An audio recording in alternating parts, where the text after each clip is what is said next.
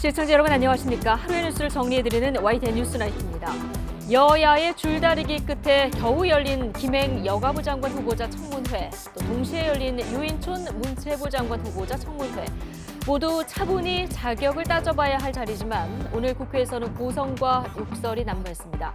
야당은 이미 부적절하다는 의견인 만큼 청문 보고서 채택 없는 대통령 임명 절차가 또 반복될 보입니다. 민주당 강성 지지층 사이에 수박 당도 간별 명단이 확산하면서 논란입니다. 복귀의 시동을 걸고 있는 이재명 대표, 돌아와서 어떤 리더십을 발휘할지도 관심인데요. 잠시 뒤 나이트 포커스에서 관련 내용들 다뤄보겠습니다. 목요일 뉴스나이트 헤드라인 보시고 본격 출발합니다.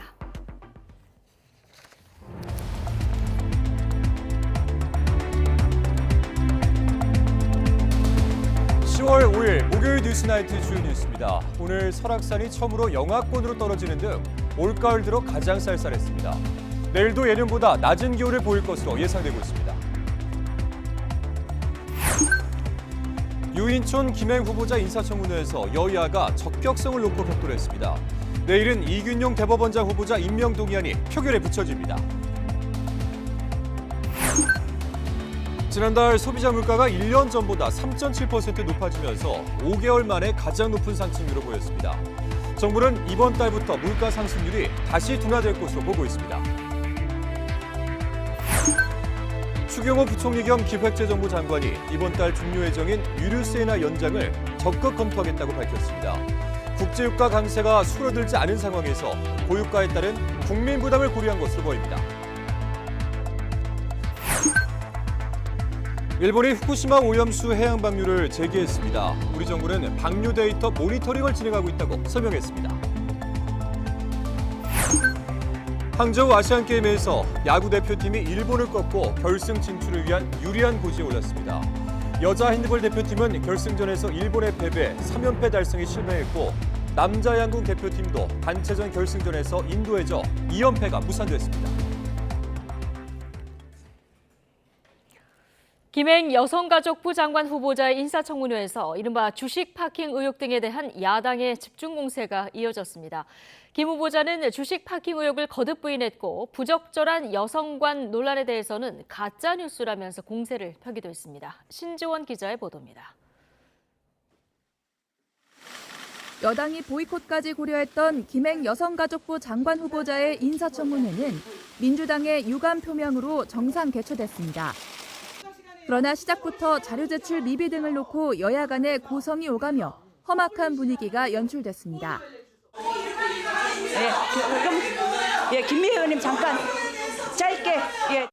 가까스로 열린 청문회에선 김 후보자가 창업한 인터넷 언론사 주식을 신우이와 지인에게 맡겼다가 되찾았다는 이른바 주식 파킹 의혹에 관한 질의가 쏟아졌습니다. 나중에 돈이 필요하면 다시 사주겠다라고 구두 약속을 받았다는 거, 이건 공모의 정황입니다. 아닙니다. 그거 아니고요. 저는 지금 생각해도 그 방법뿐이 없었다고 생각해요. 특히 2018년 지분 재매입을 앞두고 회사 가치가 하락한 점을 두고 통정 매매 의혹까지 불거졌는데 김 후보자는 당시 신우이와 지인이 적자 회사를 떠안아줬다는 기존 해명을 거듭했습니다. 과거 발언과 관련한 부적절한 여성관 논란에는 오히려 가짜뉴스라며 공세에 날을 세우기도 했습니다. 성폭행 당해도 낳는 관용이 있어야 한다라는 발언을 하거나 강간 출산을 옹호한 적이 있으십니까? 전혀 없습니다. 제가 저것이 대표적인 가짜뉴스라고 생각을 하는 부분입니다.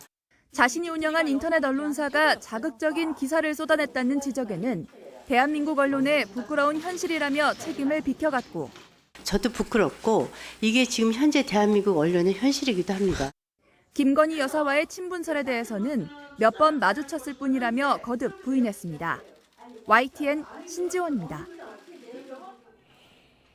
유인촌 문화체육관광부 장관 후보자 인사청문회 분위기도 비슷했는데 이명박 정부 시절 문화예술인 블랙리스트 의혹을 두고 거센 공방이 오갔습니다.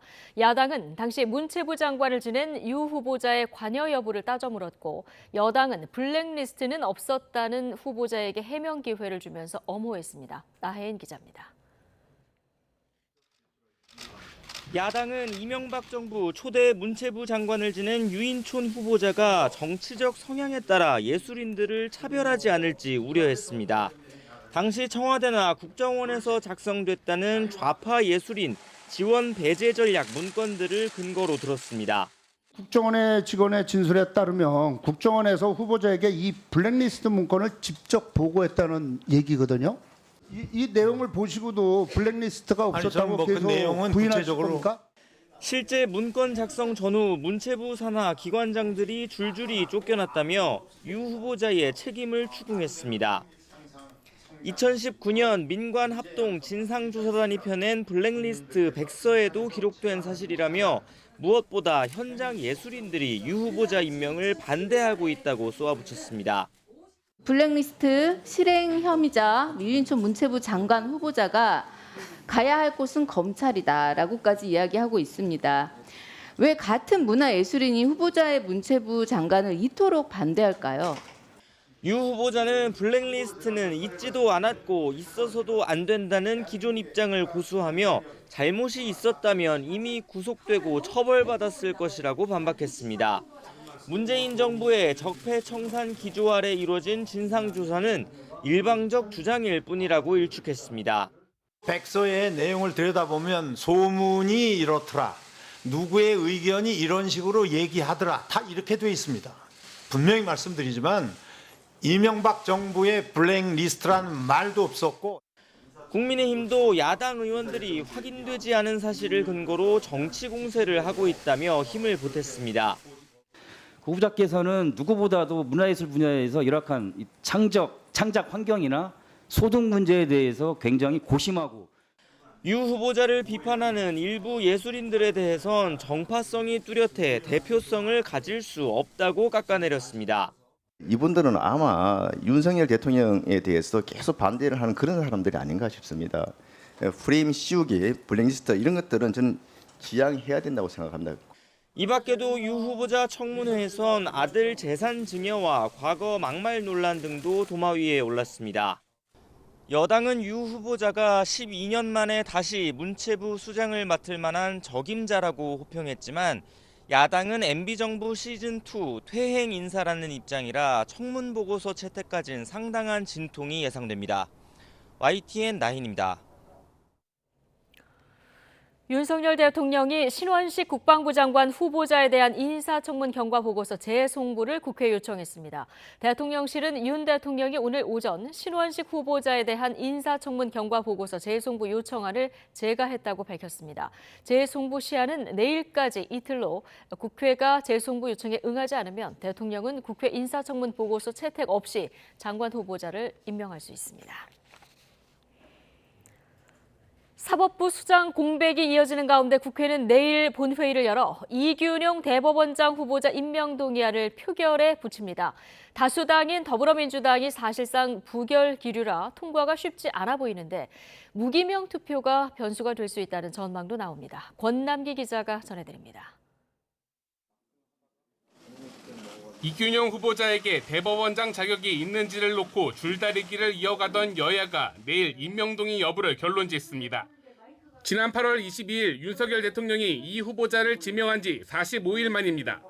장관과 달리 대법원장을 임명하기 위해선 국회의 동의, 즉 제적의원 과반이 출석해 출석의원 과반이 찬성표를 던져줘야 합니다.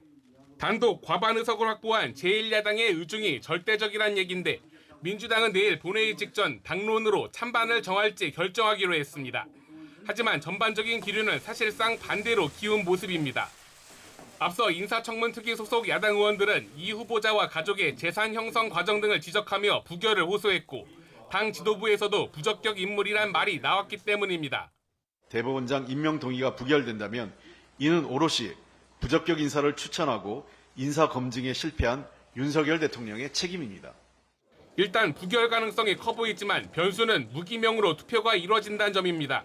제적의원 298명 가운데 단식지 입원 중인 이재명 대표와 수감된 윤관석 의원을 뺀 나머지 의원들이 모두 출석한다면 가결 정족수인 과반은 149표. 찬성표를 던질 것으로 보이는 국민의힘과 일부 무소속 의원 등을 더하면 115표 정도라 34표가 부족합니다. 그런데 누가 어떤 표를 던졌는지 알 수 없는 무기명 투표에서 이에 맞먹는 이탈표가 민주당 등에서 나올 경우 임명 동의안이 국회 문턱을 넘을 수도 있습니다. 국민의힘은 대법원장 공백 사태로 전원합의체 구성이나 법관 인사 등 사법부 기능 일부가 마비되면 결국 국민 피해로 이어진다며 가결을 호소했습니다. 대법원장의 신속한 임명이 궁극적으로는 민생 살리기와 무관하지 않다는 점을 인식하고 진정 국민을 위한 판단을 내리기를 바랍니다. 이균용 후보자 역시 입장문을 통해 논란이 된 비상장 주식을 가장 깨끗한 방식으로 처분하겠다며 봉직 기회를 달라고 거듭 몸을 낮췄습니다. 여당이 민생을 강조하며 이탈표 자극에 나선 상황에서 초유의 대법원장 공백이란 정치적 부담도 적지 않은 만큼 민주당 의원들이 어떤 선택을 할지 관심이 쏠립니다. YTN 권남기입니다. 내년 총선 전 수도권 민심을 가늠할 수 있는 풍향계로 여겨지는 서울 강서구청장 보궐선거 사전투표가 내일부터 이틀 동안 진행됩니다. 본투표는 연휴 뒤인 오는 12일 치러지는데 여야는 사활을 건 총력전을 펼치고 있습니다. 손효정 기자입니다. 22대 총선을 6개월 앞두고 전초전으로 꼽히는 서울 강서구청장 보궐선거가 사실상 유권자 선택의 시간에 접어들었습니다. 내일과 모레 이틀 동안 오전 6시부터 오후 6시까지 사전투표가 진행되는 겁니다. 오는 11일 평일에 치러지는 본투표와 달리 주말을 끼고 있는 만큼 여야는 모두 투표 참여를 호소했습니다. 특히 상대적으로 투표율이 낮은 보궐선거 특성을 고려해 지지층 결집에 주력했습니다. 국민의힘은 지역 발전을 위해선 대통령 서울시장과 소통할 수 있어야 한다며 김태우 후보의 경쟁력을 부각했습니다. 재건축 재개발하는 것도 열심히 하고도 있고 기지 옮기는 것도 지금 열심히 다 잘하고 있지 않습니까? 그 잘하는 이유가 뭐냐? 힘 있는 여당 후보이기 때문에 그렇다. 이번 선거는 지역 일꾼을 뽑는 거지 야당 대표의 심부름을 할 아바타를 뽑는 게 아니라고 날을 세웠습니다. 반면 민주당은 윤석열 정권의 폭주를 막기 위해선 강서구민의 엄중한 심판이 필요하다며 진교훈 후보에게 표를 달라고 호소했습니다. 이번 투표는 윤석열 정부의 폭주를 막는 투표이자 강서구민의 미래를 지키는 투표입니다. 투표가 심판입니다. 여러분의 투표가 오만한 권력을 이깁니다. 단식 이후 회복 치료 중인 이재명 대표도 투표 독려 영상을 공개하며 병상 유세로 힘을 보탰습니다. 정의당, 진보당을 비롯한 군소 정당 후보들도 전세 사기 피해 대책 등 민생 공약을 선보이며 표심 잡기 대열에 합류했습니다. 선거 결과에 따라 당내 역학 구도는 물론 전국 향배가 요동칠 수 있는 만큼 여야의 선거전 열기가 여느 보궐선거 때보다 뜨거워지고 있습니다. YTN 손효정입니다. 기온이 갑자기 떨어지며 전국이 올가을 들어 가장 쌀쌀한 날씨를 보였습니다. 설악산과 덕유산은 처음으로 기온이 영하에 머물렀습니다. 정혜용 기자입니다. 하늘은 맑지만 산 정상에는 나무가 흔들릴 정도의 강한 바람이 불고 있습니다. 최저 기온은 영하 1.6도. 올가을 들어 처음 영하권으로 떨어졌고 체감온도는 영하 7, 8도에 머물렀습니다. 역시 영하권 기온을 기록한 덕유산 설천봉. 등산객도 갑자기 쌀쌀해진 날씨에 몸을 움츠리는 모습입니다. 모자와 스카프, 경량 패딩 등 두꺼운 옷차림이 눈에 띕니다. 목서 쪽에서 상층 기온이 영하 10도에 달하는 찬 공기가 유입되면서 전국적으로 기온이 크게 떨어졌습니다. 내륙 출근길도 쌀쌀해진 공기를 실감할 수 있었습니다. 서울 아침 기온이 9.9도, 대전 11.4도 등 전국 대부분이 올가을 들어 가장 낮은 기온을 보였습니다. 내일도 예년보다 쌀쌀한 날씨가 이어지겠고 첫 서리가 내리거나 얼음이 관측될 것으로 보입니다. 경기 북부 높은 산지, 강원 내륙과 산지에는 서리가 내리는 곳이 있겠으며 강원 산지에는 얼음이 오는 곳도 있겠습니다. 하지만 주말부터 시작되는 한글날 연휴에는 찬 공기가 물러나면서 예년 기온을 되찾겠습니다. 서울 기준 아침 기온이 12도에서 14도, 낮 기온은 22도 안팎으로 4, 5도 정도 높은 기온을 보일 전망입니다. 내륙은 대체로 맑겠지만 영동과 남해안, 제주도에는 토요일 밤부터 일요일까지 지형적인 영향으로 가을비가 조금 내릴 것으로 예상됩니다. 또 일교차가 10도 안팎으로 크게 벌어져 독감 등 환절기 질환에 대한 주의가 필요합니다. YTN 정혜윤입니다. 일본이 후쿠시마 원전 오염수 해양 방류를 한 달 20일 만에 재개했습니다. 일본 정부는 투명성 있는 방류를 거듭 강조했지만 중국 측은 2차 방류를 거칠게 비난하고 나섰습니다. 일본 어민들도 후폭풍에 촉각을 곤두세우고 있습니다. 도쿄에서 김세호 특파원입니다. 일본 도쿄전력이 후쿠시마 원전 오염수 2차 방류분을 바다로 흘려보내고 있습니다. 1차 때와 마찬가지로 17일 동안 오염수 7,800톤을 원전 앞바다로 흘려보냅니다. 도쿄전력은 2차 오염수 방류 전 바닷물로 희석한 오염수의 삼중수소 농도를 측정한 결과 기준치 이하로 나타났다고 밝혔습니다. 일본 정부는 1차 방류에서 주변 환경에 영향이 없었다며 이번 2차 방류에서도 관련 정보를 투명하게 전달하겠다고 말했습니다. 本日から第2回の放出が開始されたと承知していますが、引き続きモニタリングの結果など透明性高く国内外に情報発信を行っていきます。 중국 관영 언론들은 2차 방류 소식을 속보로 전했습니다. 중국 CCTV는 주변국의 우려에 아랑곳하지 않고 일본이 방류를 강행했다고 비판했습니다. 또 인민일보 계열의 글로벌타임스는 전문가를 인용해 일본이 불량 국가처럼 행동하고 있다며 격한 반응을 보였습니다. 중국의 금수 조치로 피해가 날로 커지고 있는 일본 어민들은 2차 방류 이후의 추가 파장에 대해 촉각을 곤두세우고 있습니다. 何か問題があれば直結してくることなんで、その辺の心配は常にありますけど。 우리 정부는 국민 건강과 안전에 영향이 없도록 최선을 다하겠다며 2차 방류와 관련한 데이터를 모니터링하고 있다고 밝혔습니다. 이어 후쿠시마 원전 희석 설비 일부에서 도장이 부푼 현상과 관련해 현장에 우리 측 전문가가 추가로 확인할 것이라고 설명했습니다. 일본은 투명한 정보 제공을 약속하며 오염수 2차 방류의 안전성을 자신하고 있습니다. 하지만 중국 등 주변국과의 마찰, 그리고 자국 어민을 위한 피해 대책 등 과제는 한층 버거워지는 모양새입니다. 도쿄에서 YTN 김세호입니다. 정부는 올해 14,000건이 넘는 국내 수산물과 천일염에 대한 방사능 검사 결과 부적합 사례가 단 한 건도 없었다고 밝혔습니다. 또한 이 가운데 일본산 수입 수산물에 대한 방사능 검사는 3,869건이며 방사능이 미량이라도 검출된 수산물은 없었다고 강조했습니다. 박성훈 해양수산부 차관은 이 같은 브리핑을 통해 앞으로도 수산물 안전 관리에 최선을 다하겠다고 강조했습니다. 네, 고유가와 농산물값 강세로 지난달 소비자 물가가 1년 전에 비해서 3.7% 상승했습니다. 2달 연속 3%대 상승률인데요. 앞으로도 물가 잡기가 쉽지 않아 보입니다. 이승은 기자입니다. 높은 물가에 추석 명절도 간소하게 지냈는데 장바구니는 여전히 가볍습니다. 과일 하나, 우유 한 통 사 먹는데도 고르고 또 고릅니다. 세일하는 날짜만 기다려요. 저만 그러는 게 아니라 다 그래요. 갖고 세일 그거 전단지가 언제 오나 그거 기다린다니까. 지난 6월과 7월 2%대로 둔화했던 소비자 물가 상승률이 2달 연속 3%대를 보였습니다. 지난달 소비자 물가는 1년 전 같은 달에 비해 3.7% 올랐습니다. 지난 4월 이후 5달 만에 가장 높은 상승률입니다. 농산물이 7.2%, 11개월 만에 최고 상승률을 보여 서비스 물가 상승률 둔화를 상쇄했습니다. 특히 사과와 복숭아 등 신선 과실이 24% 넘게 올라서 2020년 10월 이후 최대 상승률을 보였습니다. 전기, 가스, 수도 요금도 19% 넘게 올랐습니다.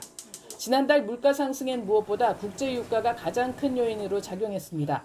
석유류값 하락폭이 4.9%에 그치면서 역으로 전체 물가 상승률을 밀어 올렸습니다.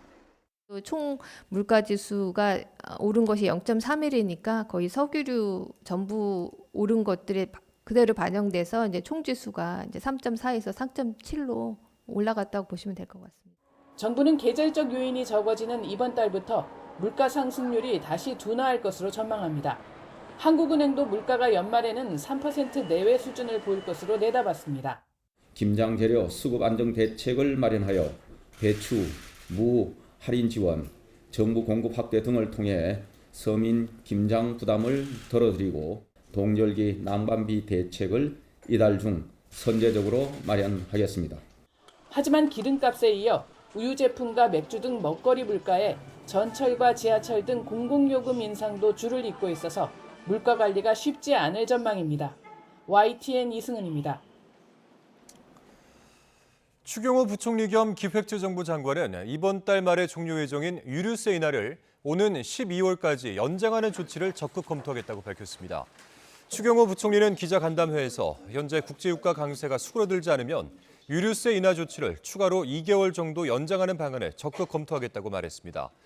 4분기 전기요금 인상 가능성과 관련해서는 한전의 재무 상황과 국제에너지 가격, 국민 부담 문제 등을 종합적으로 고려해 결정하겠다며 구체적으로 방침을 정한 것은 아니라고 밝혔습니다.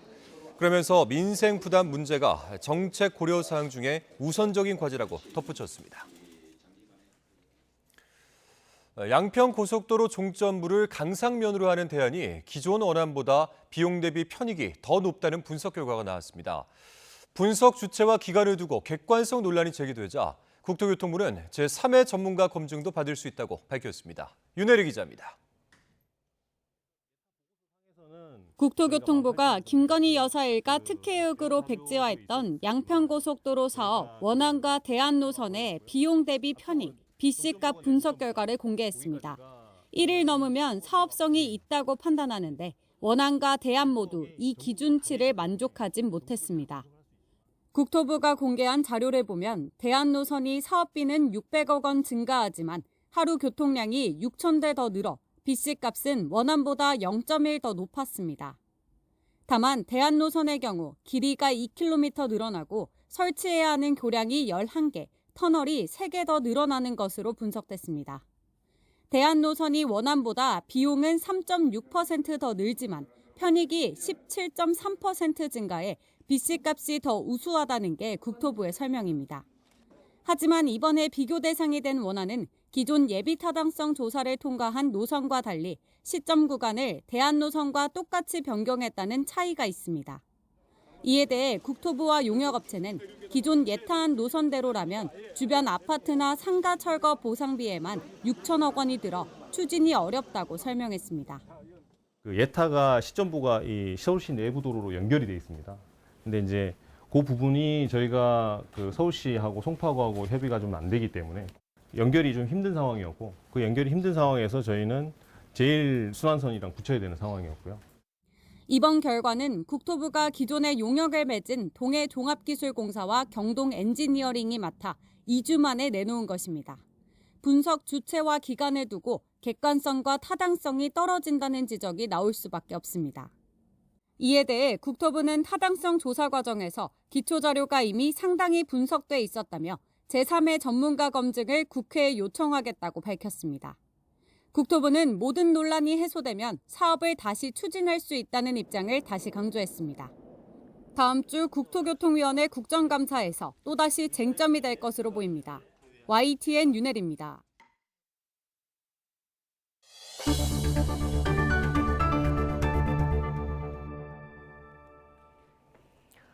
두 번째 구속영장이 기각된 뒤 건강회복에 주력해왔던 더불어민주당 이재명 대표가 대장동 재판을 받기 위해서 내일 다시 법원에 출석합니다.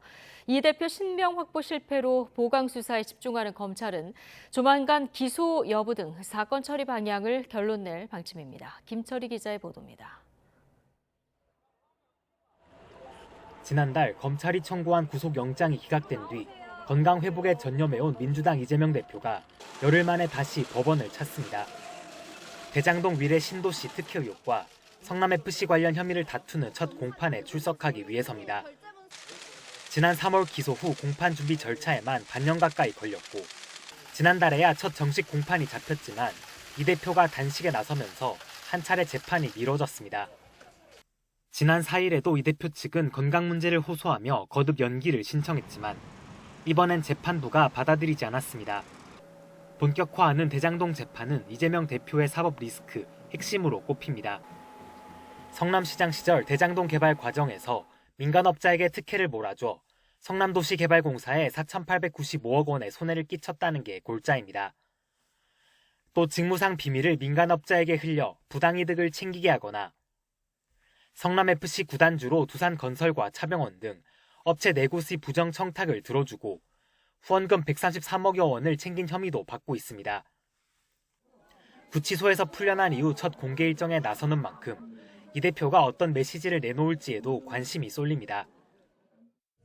상대를 죽여 없애는 그런 전쟁이 아니라 국민과 국가를 위해 누가 더 많은 역할을 제대로 할 수 있는지를 경쟁하는.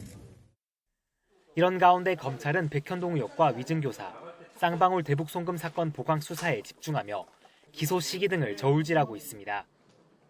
검찰 관계자는 영장 기각 사유를 면밀하게 분석하고 재반 기록을 다시 검토하고 있다며 결론을 내리기까지 오랜 시간이 걸리지 않을 거라고 밝혔습니다.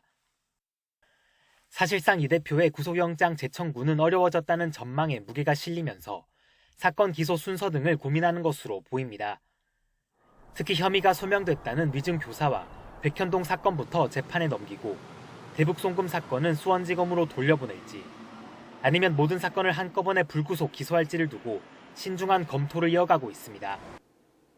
어느 쪽이든 늦어도 이달 안엔 사법 처리 방식이 결정될 예정인데 검찰이 일괄 기소할 경우 이 대표가 소화해야 하는 형사 재판은 공직선거법과 대장동 공판에 더해 최대 5개로 늘어날 수 있습니다.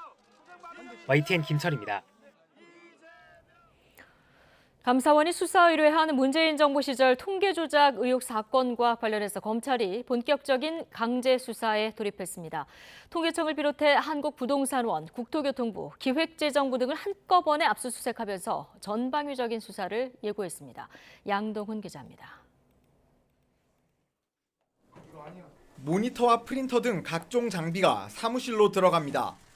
정부 대전청사에 있는 통계청 건물 이곳저곳에 검찰 서류 봉투를 든 수사관들이 오갑니다. 어떤 거 주로 압수하러 오셨는지 이런 거 좀 설명해 주실 수 있는 거 있으실까요? 아유, 저희 그런 거 다 못 드려요. 아시잖아요. 대전지방검찰청은 문재인 정부 시절 통계 조작 의혹 사건과 관련해 본격적인 강제 수사에 들어갔습니다. 증거를 확보하기 위해 출동한 검찰 수사관들이 통계청 각 부서에 한꺼번에 들이닥쳤습니다. 검찰은 이곳 사회통계국을 포함해 여러 사무실에서 동시에 압수수색을 벌였습니다. 통계청뿐 아니라 한국부동산원과 국토교통부, 기획재정부, 고용노동부가 동시에 압수수색 대상이 됐습니다. 이번 검찰 수사는 지난달 감사원에서 통계 조작 의혹에 대한 감사 결과를 밝히고 검찰에 수사를 의뢰하면서 시작됐습니다.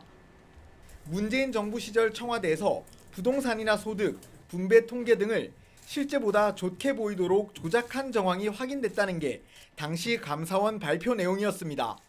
대통령 비서실과 국토교통부 등은 통계청과 부동산원을 압박하여 통계 수치를 조작하거나 통계 서술 정보를 왜곡하게 하는 등의 불법 행위를 한 사실이 확인되었습니다. 감사원이 수사 의뢰한 대상은 모두 22명인데 장하성, 김수현, 김상조, 이호승 등 문재인 정부 청와대 정책실장 4명과 김현미 전 국토부 장관, 강신욱 전 통계청장 등이 포함된 거로 전해졌습니다.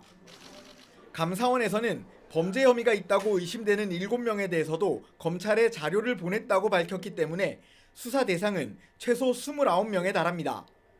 대전지방검찰청은 월성원전 경제성 평가 조작 의혹 사건을 수사해 재판에 넘긴 형사 4부에 이번 통계 조작 의혹 사건을 배당해 수사하고 있습니다. YTN 양동훈입니다. 감사원이 전현희 전 국민권익위원장 감사를 다시 심의하기로 했습니다. 해당 감사 주심인 조은석 감사위원에 대해서는 경고와 함께 수사 요청을 하고 의혹 해소 때까지 주심위원을 맡지 못하게 하는 지정 배제를 최재해 감사원장에게 건의했습니다. 감사원은 국회에 제출 보고서에서 전현희 전 위원장과 조 위원이 주장한 감사 위법성과 절차 위반 등은 모두 문제가 없다고 결론내고 조 위원이 감사를 방해했다는 내용을 중점적으로 제시했습니다. 앞서 감사원은 지난 6월부터 전현희 전 위원장 감사 보고서 공개 과정에 대한 진상조사 TF를 꾸리고 내부 감찰을 진행해 왔습니다. 전현희 전 위원장은 명백한 직권남용이라고 반발했습니다. 전현희 전 위원장은 YTN에 최재해 감사원장과 유병호 사무총장 등은 공수처의 수사 대상인 범죄 혐의자인데 자신들의 범죄 행위를 덮으려고 감사원 주심위원을 감찰하고 감사를 재심의하는 것은 중대 범죄 행위라고 주장했습니다. 그러면서 추가로 이해충돌방지법 위반과 모해 증거 인멸 또는 위조, 감사원법 위반 등의 소지도 있다면서 감사원이 재심의를 강행한다면 공수처의 추가 고발에서 반드시 법적 책임을 지게 할 것이라고 경고했습니다. 내리막길을 달리던 16톤 화물차가 도로 옆 건물을 그대로 들이받았습니다. 건물 안에는 군청 소속 주차 단속 직원들이 쉬고 있었는데 갑작스러운 참변에 20, 30대 젊은 직원 2명이 숨졌습니다. 지환 기자입니다. 강원도 정선군에 있는 내리막길 도로. 거대한 화물차가 도로 옆 건물을 들이받습니다. 전혀 속도가 줄지 않은 모습. 희뿌연 먼지가 얹히자 건물이 아예 CCTV 화면에서 사라졌습니다. 사고가 난 건 오전 11시쯤 석회가루를 운반하던 16톤 화물 차량이 도로 옆 조립식 건물을 들이받은 후 인근 하천으로 떨어졌습니다. 사고 당시 건물 안에는 3명이 있었는데 28살 고모 씨가 숨졌고 39살 김모 씨가 골반 등을 크게 다쳐 병원으로 이송됐습니다. 또 사고 이후 하천으로 떨어지며 실종됐던 38살 남모 씨 역시 2시간 만에 숨진 채 발견됐습니다. 화물 차량이 들이받은 임시 건물은 정선군청 교통통제 직원 사무실과 휴식 공간으로 사용됐던 곳. 숨지거나 다친 3명 모두 정선군청 교통관리사업소 소속 직원들로 확인됐습니다. 저희 주정차 단속하는 직원들입니다. 사고 났던 컨테이너 아마 그분들이 계속 밖에 외근이니까 잠깐 좀 휴식할 수 있는 그런 공간을 사무실에서 마련해 준 것 같거든요. 화물차 운전자 63살 윤모 씨는 크게 다치지 않은 것으로 알려졌습니다. 경찰은 내리막도로에서 브레이크가 듣지 않았다는 운전자 윤 씨 진술과 목격자 등을 상대로 정확한 사고 원인을 조사하고 있습니다. YTN 지환입니다. 이미 투자금을 잃은 사람들에게 손실을 메꿔주겠다고 접근해서 이른바 이 깡통 코인 투자를 유도하는 방식으로 돈을 뜯어낸 일당이 경찰에 붙잡혔습니다. 실적이 우수한 팀에게 내부적으로 표창까지 주며 이 범행을 격려하기도 했는데 이렇게 10달 동안 사기 행각을 벌여 챙긴 돈이 무려 70억 원이 넘습니다. 윤웅성 기자입니다. 경찰이 급습한 사무실. 곳곳에선 고객 명단과 구매 계약서가 나옵니다. 변호인 소집할 수 있고 불려심 거부할 수 있어요. 각 담당자마다 수갑차 좀 띵 하세요. 가상자산 위탁 판매업체 간판을 걸어놓고 사기를 벌인 일당이 경찰에 붙잡혔습니다. 범행은 이미 주식이나 코인 리딩방에서 투자금을 잃은 사람들에게 의도적으로 접근하는 것에서 시작됐습니다. 금융감독원 지침에 따라 손실을 복구해주고 있다며 가치가 없는 깡통 코인, 이른바 스캠 코인에 투자하라고 권유했습니다. 원금 손실 본 거 보장해준다고 해서 정권에서도 여의도에 있는 어디 회사 주소대면서 이렇게 이야기를 해서 처음에 믿고 그렇게 했던 거예요. 피해자가 산 코인이 유망해 대량으로 더 비싸게 사주겠다며 추가 매수를 부추기고 이 과정에서 중견기업 대표를 사칭하기도 했습니다. 이렇게 지난해 8월부터 10달 동안 피해자 123명에게 뜯어낸 돈은 71억 원. 경찰은 사기 등 혐의로 총책 35살 A씨 등 9명을 구속하고 공범 84명을 불구속 입건했습니다.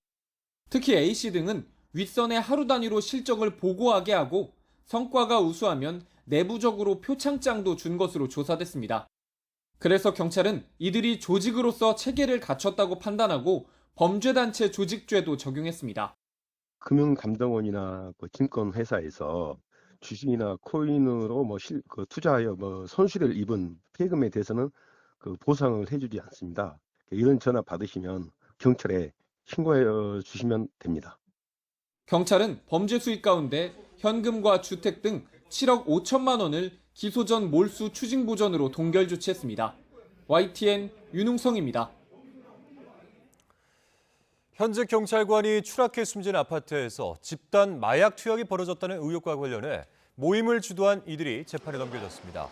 서울 서부지방검찰청은 마약류 관리법 위반 혐의로 A씨 등 3명을 구속 기소했습니다.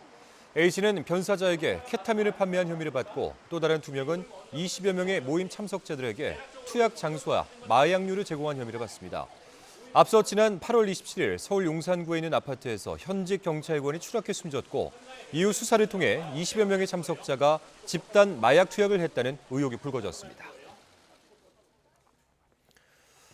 지난해 한 고등학생이 극단적 선택을 했는데 경찰은 학생을 상대로 한 학교 폭력이 있었다고 보고 가해 학생 7명을 검찰에 넘겼습니다. 또한 유족은 경찰 조사에 앞서 학교폭력대책심의위원회가 열리는 과정에서 이 관계자들이 사건을 축소 은폐했다며 고소했고 경찰은 학교와 교육청을 압수수색했습니다. 우정호 기자입니다. 지난해 11월 고등학교 2학년생이었던 오모 군이 자택에서 극단적 선택을 했습니다. 부모는 오 군을 떠나보낸 뒤에야 아들이 마지막 날까지 학교 폭력으로 괴로워했다는 걸 알았습니다. 오 군의 친구가 봉안당에 남기고 간 손편지에 가해 학생을 용서할 수 없다는 내용이 담겼기 때문입니다. 유족의 요청으로 지난 2월 교육지원청은 학교폭력대책심의위원회를 열었고 증거 불충분을 이유로 학교폭력에 해당하지 않는다고 결론 내렸습니다. 유족은 가해 학생들을 상대로 고소도 진행했는데 경찰의 판단은 달랐습니다. 오군을 때리고 조용히 살라고 하는 등 위력을 행사한 사실이 인정된다며 동급생 4명은 공동폭행, 3명은 공동강요 혐의로 지난달 검찰에 넘긴 겁니다. 경찰은 또 교사가 가해 학생의 규모를 줄이고 피해자에게 유리한 일부 진술은 빠뜨려 교육지원청에 알렸다는 유족의 주장을 토대로 사건 축소나 은폐 의혹도 수사하고 있습니다. 오군이 다닌 학교의 교사와 교육지원청에서 해당 업무를 맡은 관계자를 입건한 데 이어 학교와 서울시 교육청을 압수수색해 이들의 휴대전화를 확보한 것으로 파악됐습니다. 조사를 충분히 해서 그 자료를 전부 제대로 교육청에 제공을 한 것이냐, 아니면 그 과정에서 일부 자료를 누락한다든지 좀 왜곡을 해서 제공을 한 것이냐 라는 거에 대해서 의혹이 있어서 추가 고소를 하게 된 것입니다. 이와 관련해 서울시 교육청 관계자는 당시 담당자가 사건을 축소 은폐하지 않은 것으로 안다고 해명했고 학교 측은 취재에 응하지 않았습니다. 경찰은 압수물을 분석해 유족의 의심대로 학교폭력대책심의위원회가 부실하게 진행됐는지 확인할 방침입니다. YTN 우종훈입니다.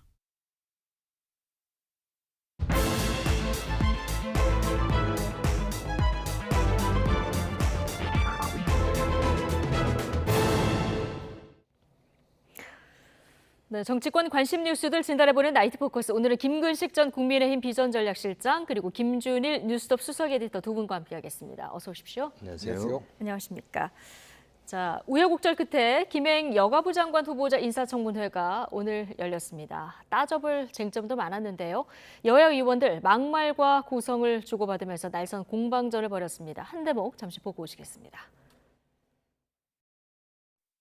공동 창업자인 공은희 씨가 협약하고 후보자께서도 지원하신 곳입니다. 그렇게 거짓말하시면 안 됩니다. 거짓말한 적 없고요. 끼어들지 마시라고 아까 분명히 말씀드렸습니다. 국무위원이 될 후보자인데 거기에 대고 끼어들지 말라는 말을 그렇게 함부로 하실 수가 있습니까? 제가 발언 시간 지금 하시는 말씀도 그래요. 제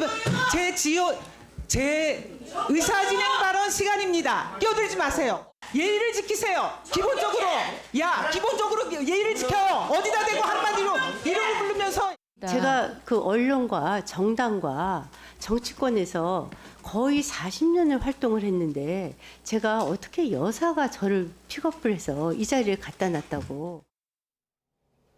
네. 자, 김행 후보자 청문회 겨우겨우 열렸고요. 또 시작부터 자료 제출 때문에 공방이었는데 이렇게 질문을 하면서도 야, 조용히 해, 뭐 많이 컸다 이런 고성이 난무하는 청문회였어요. 오늘 어떻게 지켜보셨습니까?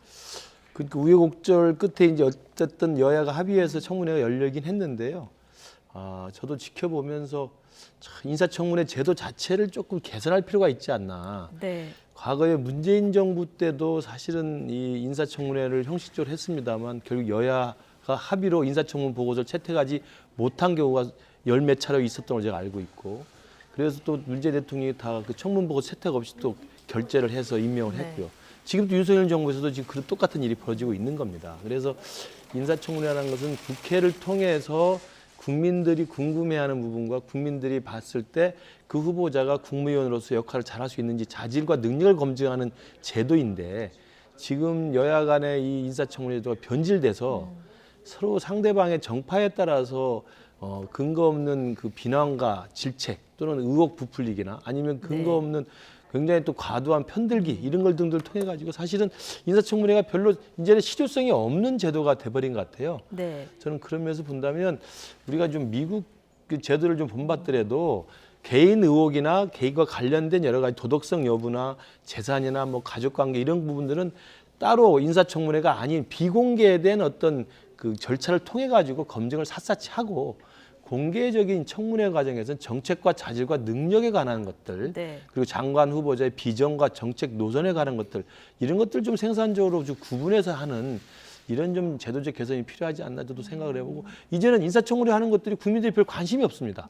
뻔한 거라고 생각하기 때문에 그리고 별 실효성이 없다. 같은 절차가 반복되기 때문에. 예, 저는 그래서 이 부분에 대한 근본적인 좀 제도 개선을 해야 될 때가 되지 않나 싶습니다. 장관직을 수행할 수 있는 능력만 좀 네. 국민들이 보시는 청문회에서는 했으면 좋겠다. 이렇게 제도 개선이 필요하다는 의견이신데요. 오늘 김행 장관 청문회 쟁점이 3가지 정도였는데요. 저희가 그래픽으로 좀 정리를 해봤거든요. 보고 질문을 좀 드릴 텐데 먼저 김건희 여사와 친분이 있느냐 없느냐 이 논란이 좀 있었고요. 오늘 내 경력이 40년인데 어떻게 김건희 여사가 픽업했다고 하냐. 자, 이런 해명이 있었고요. 위키트리 관련해서 이제 코인 보유 의혹이 좀 불거졌는데 나는 코인쟁이가 아니다. 오늘 이런 해명이 또 있었습니다. 그 위키트리에서 성범죄 보도 관련한 그 방식이 좀 선정적이다. 이런 논란도 있었는데 부회장이라서 내가 기사를 직접 안 보지만 면책을 하겠다는 게 아니라 이거 부끄럽다. 대한민국 언론의 현주소다. 오늘 뭐 이런 해명이 있었습니다. 전체적으로 오늘 뭐 이런 쟁점들이 다뤄졌고요. 먼저 맨 위에 있는 부분을 보면 민주당은 이제 문화예술계 모임인 월단회를 언급하면서 김건희 여사와의 친분을 의혹을 제기를 했거든요. 오늘 뭐 이 여기에 대해서 해명과 질의 이게 오가는 과정에서 좀 감정 섞인 공방도 있었고요. 전체적으로 들었을 때 좀 의혹이 해소됐다고 보십니까?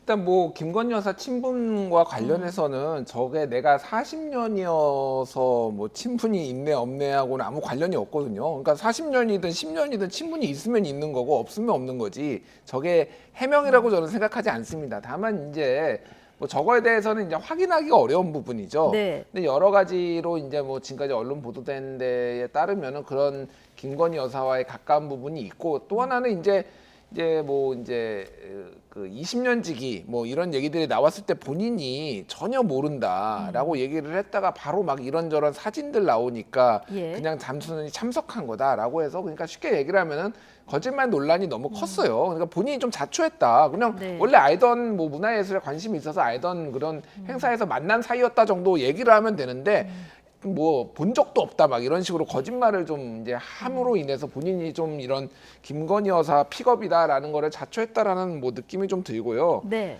뭐 확인할 뭐 방법이 없는 거죠. 김건희 여사가 했는지 안 했는지 제가 뭐 어떻게 알겠습니까? 그런데 이제 이게 저 후보자 자체 신뢰도가 너무 떨어졌다. 발언의 신뢰도가 떨어졌다라는 거고 그 위키트리 코인 보유 의혹 같은 경우에는 이거는 조금 민주당이 약간 무리한 문제 제기라고 저는 개인적으로 보고 있습니다. 왜 그러냐면은 이게 이제 스팀밋이라는 플랫폼에 이제 위키트리가 올렸다라는 건데 스팀밋이라는 데가 이제 처음에 2020년에 나오면서 쉽게 얘기를 하면은 이거를 이제 플랫폼을 키우기 위해 여기에다 글을 쓰면은 조회수에 따라서 보상을 주는 방식을 자기네들이 자체적으로 만든 코인을 주겠다라는 거였어요. 그때 이제 코인이 한창 붐이 불었던 때였거든요.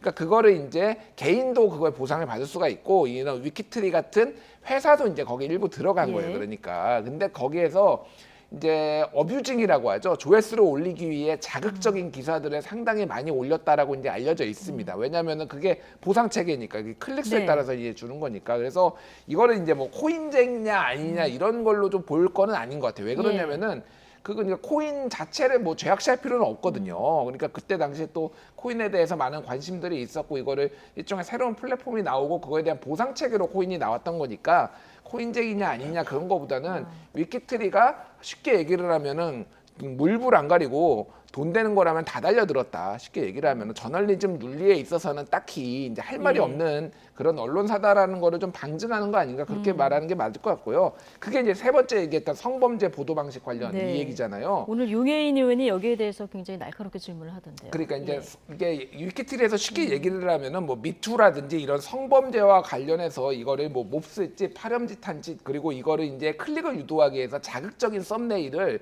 이거 아무런 관련이 없는 거를 많이 썼다는 했다라는 거예요.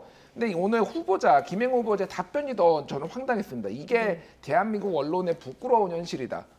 이게 뭔 말인가요? 그러니까 이게 뭐 저희보다 큰 언론사들도 이런 일을 했다라고 하면서 뭐 그런 얘기를 하는데 그냥 부끄러운 위키트리의 현실이고요. 부끄러운 김행의 현실이에요. 왜 그거를 대한민국 언론에 지금 뭐 빗대면서 그런 얘기를 하시는지 모르겠으니까 부끄럽고요. 특히 여성가족부 장관이라는데 이분이 좀 부적절한 발언을 한 게 한두 개가 아니잖아요. 그러니까 예를 들면 필리핀 사례를 들면서 이를테면은 뭐 범죄자, 강간범, 뭐 낙태 얘기도 언급을 한다라든지 뭐 그러니까 이분은 전체적으로 보면은 굉장히 이 직에 안 어울리시는 분이다. 뭐 이거 이렇게 다 떠나가지고 그렇게 좀 평가를 할 수 있을 것 같습니다. 뭐 그 예전에 방송에서 했던 발언은 뭐 앞뒤를 자른 발언이라서 뭐 좀 가짜 뉴스다 전형적인 이런 입장을 예전부터 보였었고 오늘 좀 세 가지 쟁점에 대해서 첫 번째 김건희 여사의 친문 관련해서는 첫 해명부터 그 좀 거듭이 그 신뢰성을 떨어뜨리는 해명이 거듭됐다는 그런 지적이시고 두 번째 그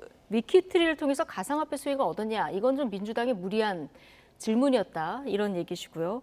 세 번째 성범죄 보도 방식 관련 해명이 이해가 안 된다는 얘기신데 김근식 전 실장님 저도 김진일 역시 그 에디터께서 객관적으로 잘 보신 것 같아요. 그러니까 그 민주당 측 일각에서 오늘 제기했던 코인 관련해서 이야기하는 것은 제가 이렇게 봤을 때 김행 후보자의 답변을 봤을 때 굉장히 자기도 굉장히 당혹스러운 무슨 말인지 못 알아듣는 것을 좀 느꼈고요.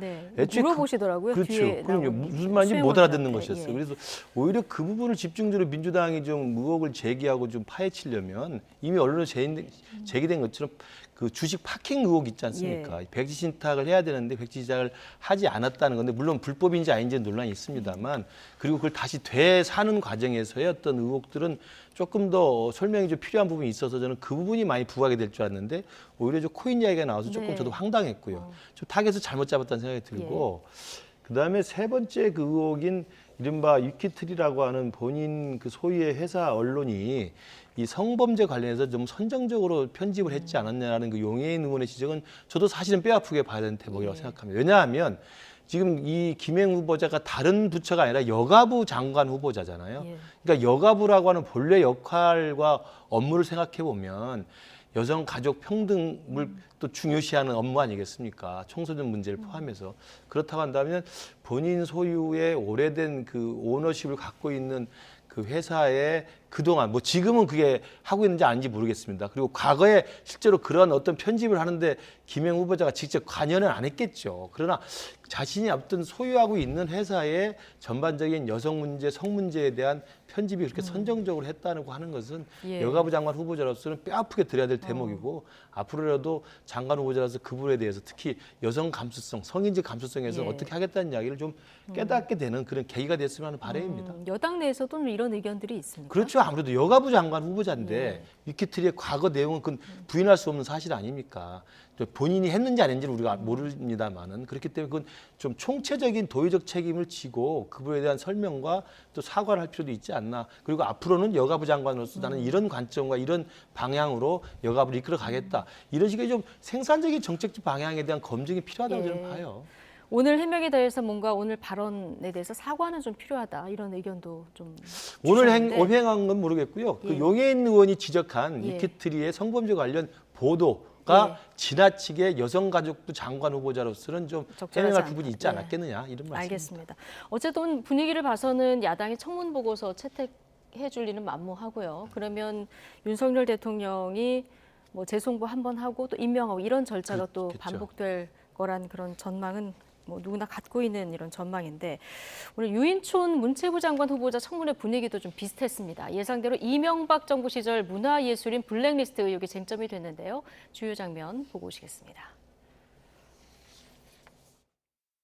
이 모든 사건들은 전부 15년 전 후보자가 스스로 자행한 일입니다. 장관에 있을 때 한 일입니다. 만약에 그렇지 않다면 겪은 자가 있는데 행한 자는 없다라고 지금 말하고 계신 건데요. 장관 당시에 자고 계셨습니까? 후보자 다시 질의하겠습니다. 이명박 정부 시절에 블랙리스트 검열 정말 없었습니까? 없었습니다. 그런 것이 있었다고 수많은 예술인들이 지금 이야기하고 있는데 그러면 그들은 무엇입니까? 자기 입장에서 얘기하는 거죠. 괴담입니까? 자기 입장에서 이야기하는 거라고요? 괴담까지는 아니더라도요. 전부 구속되고 징계받고 전부 했습니다. 근데 제 얘기를 104번씩 거론하면서 왜 저를 구속 안 시켰는지 전 지금도 궁금합니다. 네. 블랙리스트는 있지도 않았고 있어서도 안 된다는 게 유 후보의 입장인데요. 어쨌든 왜 나는 그럼 104명이 그렇게 있었는데 나는 왜 구속을 안 시켰냐 오늘 이렇게 해명을 했거든요. 자, 오늘 해명은 충분히 뭐 해명으로서 가치가 있었다고 보십니까? 그러니까 저는 유인촌 장관 후보자가 이렇게 해명을 했으면은 뭐 받아들이진 않더라도 네. 충분히 할 만한 해명이다라고 그러니까 이해를 했을 겁니다. 예를 들면 이런 겁니다. 자, 이 이명박 정부 시절에 블랙리스트가 정확히 존재했는지는 제가 모르겠으나 최소한 저와 문체부가 직접적으로 관여하지 않았습니다. 그거에 있어서 예. 이렇게 얘기를 했으면은 왜냐하면은 문체부 장관으로서 직접 관여를 했는지 의혹은 있어요. 여기 계속 그거에 대해서. 하지만은 지금 유인총 장관 후보자의 가장 큰 문제는 뭐냐면은 객관적인 사실 자체를 부인을 하는 거예요. 왜냐하면은 국정원에서 지금 이명박 정부 시절에 만든 문건들이 수없이 많이 공개해서 한두 개가 아니에요. 한 20여 개 지금 뭐 좌파 연예인 척결 등등등 해가지고 문건들이 지금 다 나와가지고 지금 언론 보도들이 지금 2017년부터 해가지고 지금 수백 건 수천 건이 나왔거든요.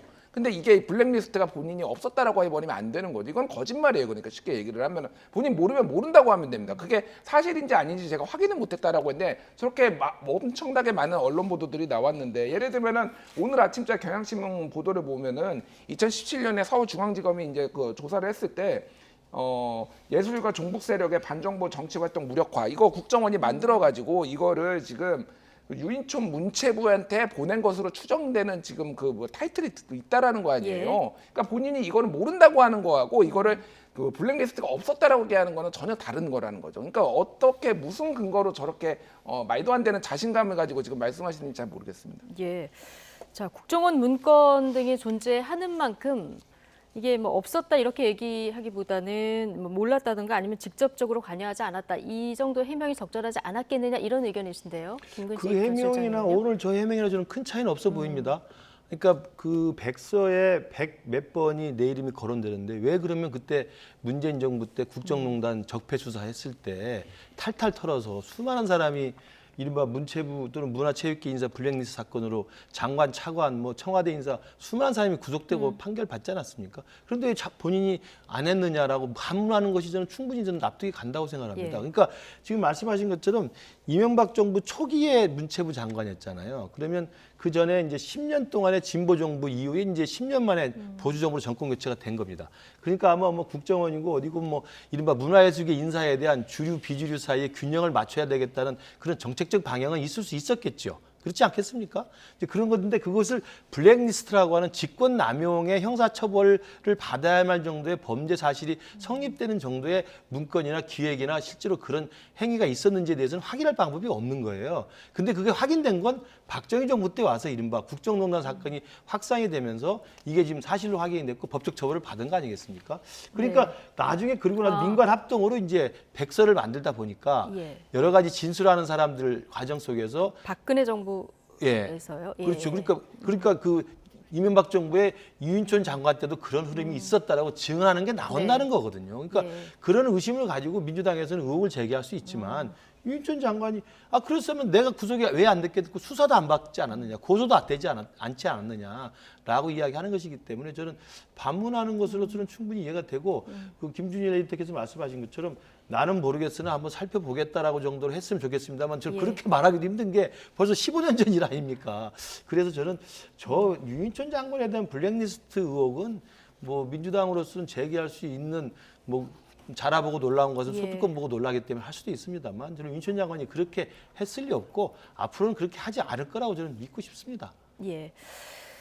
자, 자녀 아파트 매입 관련 뭐 증여세 탈세 의혹도 민주당이 제기했는데 증여세를 다 냈다 이렇게 얘기했는데 지금 문제가 되는 건 뭡니까? 증여세가 비공개가 돼서 그런 겁니까? 그러니까 요 팩트부터 좀 말씀을 드리면은 장남 같은 경우에는 31살 연극 배우인데 31살이던 2015년에 성동구 옥수동의 아파트 전용 면적 이제 84제곱미터니까 대충 한 32평형 뭐 요 정도 됩니다. 요거를 7억 5,500만 원에 이제 구입을 했다라는 거거든요. 그리고 차남 같은 경우에도 31살이던 2019년에 같은 아파트에 이제 전용 면적 113제곱미터니까 40평형 정도 됩니다. 이거를 17억 6천만 원에 대출 없이 매입을 했다라는 거예요. 근데 2011년에 이제 네. 재산 신고가 그때 같이 됐는데 그때 장남이 재산이 1억 원, 그리고 차남이 재산이 4천만 원 있었어요.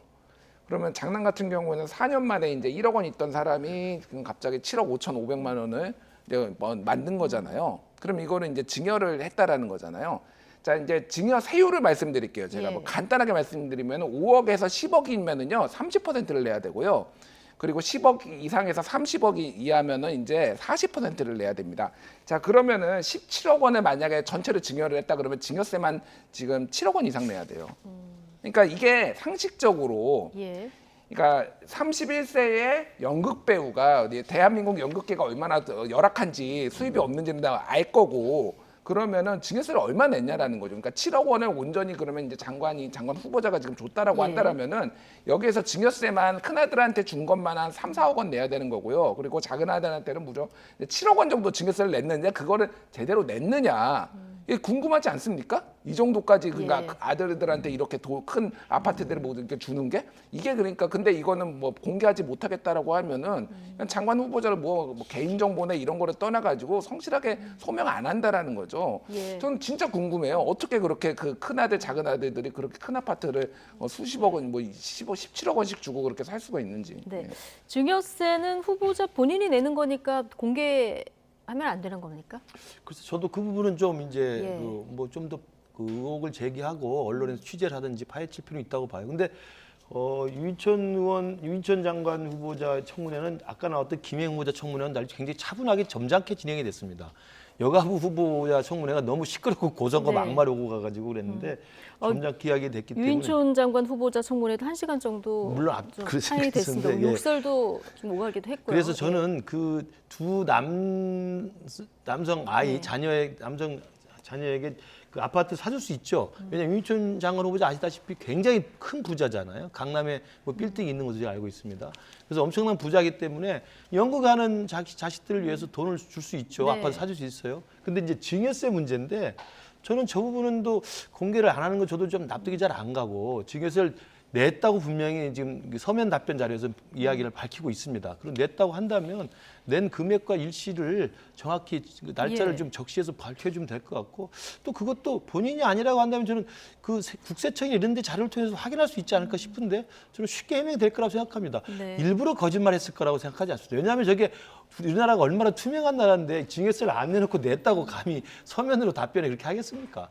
저는 그런 면에서 보면 이건 금방 확인이 가능한 내용이라고 생각하고 그러나 그 31살밖에 되지 않은 27살밖에 되지 않은 아들에게 어떻게 그런 비싼 거 사줄 수 있느냐. 그건 돈 많은 사람에 대해서 그렇게까지 감정적으로 말할 필요 없다. 부모가 돈을 많이 형성을 해서 연극하는 연극판에서 고생하는 아들 위해서 그 돈 좀 줘서 사주는 게 뭐가 죄가 됩니까? 증여세를 이제 정확히 냈다는 것이 증명만 되면 그렇죠. 말씀하신 대로 뭐 법적으로 문제가 없기 때문에 어쨌든 오늘 두 장관 후보자 인사청문회는 좀 날이 서 있었던 이런 장면들이 많았고요. 자, 지금까지 이 내용 다뤄봤습니다. 강서구청장 보궐선거 사전투표가 이제 내일부터 진행돼서 이 얘기를 좀 해볼 텐데요. 지금 뭐 여야가 사활을 걸고 있는 모습입니다. 오늘 김기현 대표는 오후 내내 강서구에 있었더라고요. 김태우 후보가 대통령과 한 라인이 있다. 자, 이 점을 부각시켰고 이재명 대표 같은 경우는 오늘도 병상에서 또 메시지를 냈거든요. 어떻게 보셨습니까? 그러니까 지금 이제 말씀하신 김기현 대표의 오후 그 메시지, 그다음에 이재명 대표의 그 당원들에 주는 메시지, 이게 지금 양당의 이 강서구청장 보궐선거에 대한 전략을 그대로 보여주는 겁니다. 그러니까 우리 국민의힘은 뭐냐면 이게 지방 기초단체장 선거로 이렇게 성격 규정을 한 겁니다. 그래서 일 잘하는 힘 있는 여당 후보. 그래서 저도 이제 며칠 전에 계속 가보고 있는데 가장 그 주요한 캐치프레이즈 중에 하나 뭐냐면 빌라를 아파트로 옵니다. 그리고 제발 이제 개발 제한 같은 거 풀어서 대통령하고 직통하고 서울시장하고 같은 당 직통하고 원희룡 국토부 장관 불러서 요청해서 힘 있는 강서구청장 김태우 구청장에 나서서 강서가 그동안 낙후했으니 이제 빌라도 아파트 만들어서 마곡지구로 만들자, 하곡지구를 마곡지구로 하자 이런 주장들을 많이 해요. 그러니까 그런 아마 선거 전략 캠페인으로 아마 김기현 대표는 계속 그 이야기를 하고 있는 것이고요. 그러나 이제 반대로 지금 이재명 대표는 그 단식 병상 중에서도 지금 메시지를 통해 가지고 정권 심판론을 이야기하지 않습니까? 네. 지금 아까 홍익표 원내대표도 계속 같은 메시지인데 그래서 저는 지금 그 선거 결과는 봐야 되겠습니다만 여당의 지역 일꾼론, 힘 있는 여당 후보, 그다음에 그 지역 경제를 살릴 적합한 후보론, 그리고 야당의 정권 심판론, 이 두 개의 지금 선거 전략 캠페인이 맞부딪히는 것이어서 결론은 어떻게 날지 두고 봐야 될 것 같습니다. 네. 여당에서는 말씀하신 대로 지역 발전론을 좀 들고 그렇습니다. 나왔고 야당에서는 정권 심판론을 들고 나왔는데 이재명 대표 좀 이틀째 영상 메시지를 냈는데 오늘은 어제보다 조금 더 구체적이고 좀 직접적이었어요. 예, 뭐 이제 정권 심판 얘기를 이제 직접 꺼낸 거죠. 그래서 지금 내일이나 아니면은 토요일 날 지금 이재명 대표가 선거 유세 현장에 직접 나올 가능성도 있다 이런 얘기까지 나오고 예. 있어요. 왜냐하면은 이게 이제 완전히 판이 커져버린 거죠. 그러니까 이제 직접 등판하고 아무래도 진교훈 후보가 좀 더 승리 가능성이 좀 더 높다라고 여러 여론조사나 이런 걸 보면 좀 앞서는 게 많다 보니까 여기에서 이제 일종의 이제 예비고사 같은 성격이잖아요. 네. 내년 총선의 예비고사. 그러니까 여기에서 이재명 대표가 리더십을 발휘를 해서 이거를 이겼다라는 거를 이재명 대표는 이거를 이제 성과로서 좀 보여줄 필요가 있다라고 그래야지 이제 내년 총선도 내가 직접 이끌어서 이길 수 있다라는 걸 보여줘야 되니까 예. 그런 거를 조금 확실하게 만들기 위해서라도 조금 얼굴 도장이라도 찍고 조금 몸이 상태가 안 좋음에도 불구하고 그래서 지금 아마 저도 뭐 민주당 쪽 얘기를 들었는데 네. 유력하다. 예, 나올 가능성이 상당히 높다. 유력하다. 예, 뭐 이렇게 어떤 식으로든. 내일 대장동 재판에 참석하고 예. 재판이 끝나고 나서 내일 바로 뭐 현장에 갈 수도 있고 아니면 주말 쪽이 좀 더 유력할 것 같아요. 예. 왜냐하면은 이게 재판 들렀다가 또 가는 게 예. 특히 이제 모양새가 또 안 좋다 뭐 이런 내일은 얘기도 병원으로 있어서. 돌아간다 아마 보도에는 이렇게 나오고 있는데요. 예. 그럴 가능성이 누군데 뭐 그거는 근데 가봐야 아는 거죠. 네. 근데 어쨌든 토요일 날이 좀 더 유력하지 않나 뭐 이렇게 얘기가 나오고 있고. 예. 그러니까 아까 전에 김근식 교수님이 말씀하셨다시피 이제 지역 발전론하고 정권 심판론인데 저는 이건 뭐 다른 걸 떠나서 김태우 후보 같은 경우에는 조금 이 표현이나 이 부적절한 발언들이 상당히 좀 논란이 많이 되는 것 같아요. 조금 가급적이면은 입을 안 벌리셨으면 좋겠어요, 저분은. 그러니까 지금 이분이 지금 분당구에 10억 5,100만 원짜리 아파트가 있고 그 배우자가 지금 성수동에 10억 400만 원짜리 아파트가 있는데 지금 강서구에 지금 1,000만 원짜리 1,000만 원인가요? 여기 지금 네. 월 보증금 1억 원에 월 30만 원짜리 이제 빌라에 거주하고 있다라는 거였잖아요. 이거를 이제 얘기를 하니까 그거에 대해서 빌라의 아픔을 공감하기 위해 지금 여기서 살고 있다라고 얘기를 한 겁니다. 왜 빌라에 살면 아픔을 느껴야 되나요? 저도 지금 빌라에 살고 있거든요. 네. 그러니까 저는 원래 아파트 살다가 부모님하고 좀 가까이 살려고 지금 빌라로 이제 얼마 전에 이사를 갔는데 예. 제가 지금 아픔을 느껴야 되는 건가요? 그러니까 이게 굉장히 사람들을 불쾌하게 만드는 거예요. 그러니까 그리고 40억 원의 애교로 봐달라 이런 표현 하나하나가 굉장히 부적절하다. 그래서 조금 좀 입을 좀 가급적이면 안 벌리시는 게 전략적으로 좀 낫지 않나 이런 생각이 들고 네. 조금 이 선거를 조금 유리하게 그러니까 조금 이끌어도 어려운 판에 지금 본인이 다 깎아먹는 것 같은 그런 상황인 것 같습니다. 네, 말 한마디 한마디 좀 신중해야 된다 이런 뭐 조언을 좀 주셨는데 강서구가 좀 민주당 강세 지역인 건 뭐 지금까지 투표 결과로 네. 나왔었던 거고요. 최근 당내 일각에서 20, 30대 남성 표심 때문에 이준석 전 대표가 좀 도와야 되는 거 아니냐 이런 의견들이 좀 나온 것 같고요. 그런데 이준석 전 대표 오늘 YTN에도 출연을 했고 SNS에 글도 남겼는데 좀 반응이 냉랭하더라고요. 지금 이제 강서구청장 선거가 본래 이제 유권자들의 지형 분포나 그동안의 선거 결과를 보면 우리 당이 이렇게 쉬운 지역은 아닙니다. 네. 지난해 김태우 청장이 당선됐을 때 이제 대통령 선거 직후에 벌어진 선거였기 때문에 지금 대통령 선거 바람이 좀 있었던 거고요. 심지어는 지난해 대통령 선거조차도 사실 윤석열 후보가 강서에서는 졌습니다.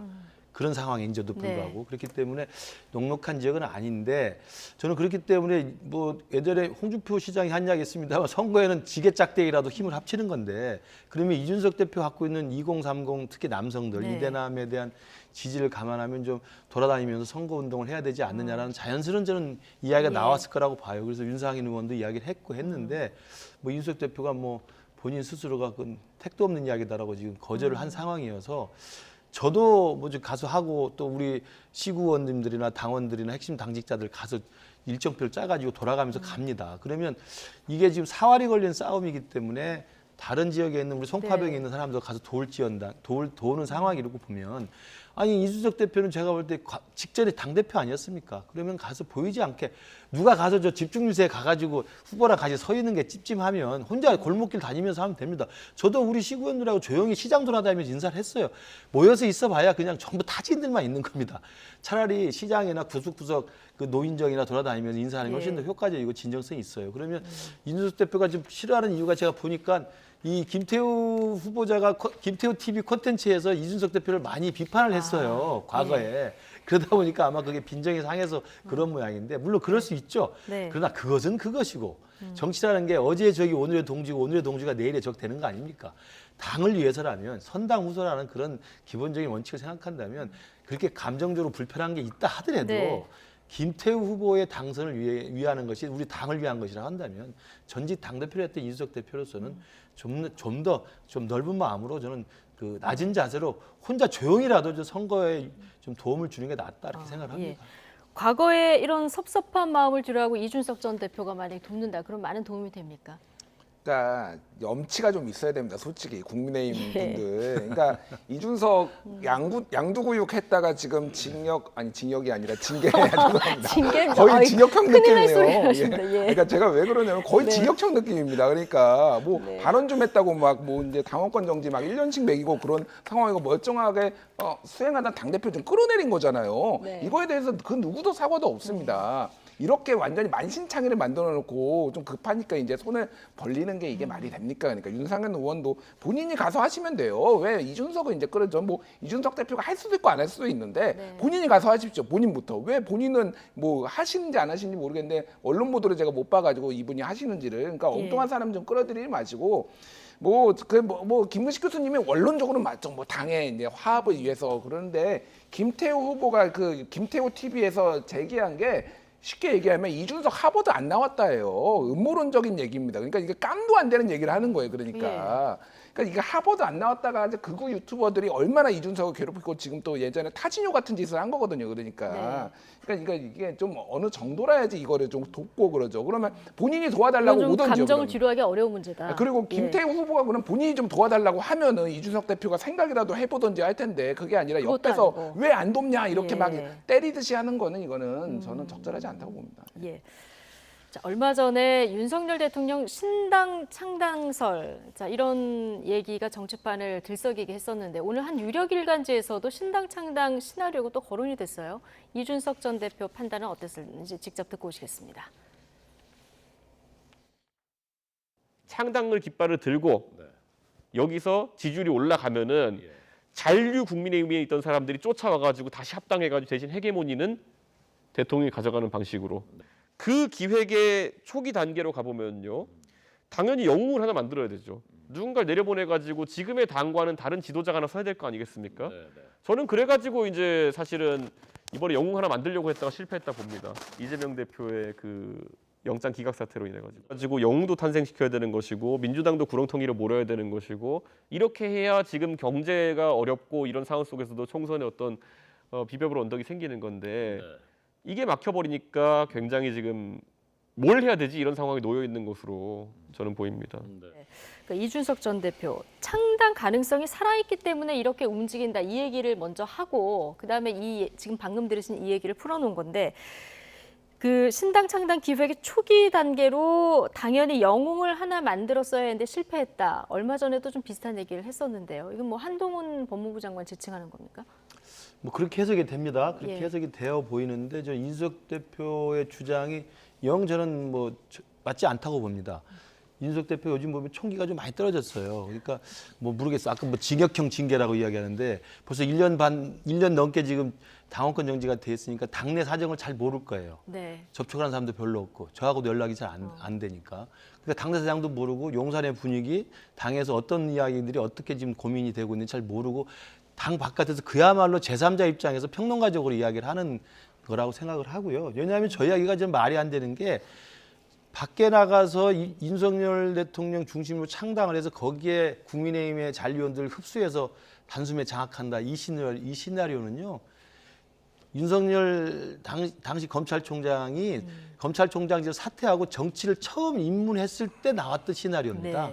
그때 국민의힘이 입당할 거냐 말 거냐 입당을 해서는 안 된다고 주장했던 사람이 상당히 있었고 입당을 해서 오히려 거기서 호랑이 굴에 들어가자라고 했던 사람이 있었고 결국은 고민하다가 정격 입당을 했던 거 아니겠습니까? 그것도 이준석 대표 없을 때 들어갔던 거 아니에요?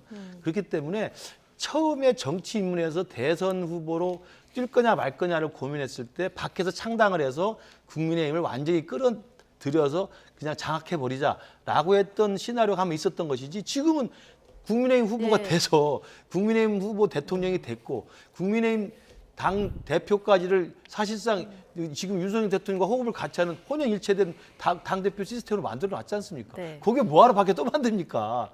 저는 이준석 대표가 요즘 약간 좀 상황 판단이 좀 흐리다고 생각이 들어요. 좀 말도 안 되는 이야기입니다. 말도 안 되는 얘기죠. 예.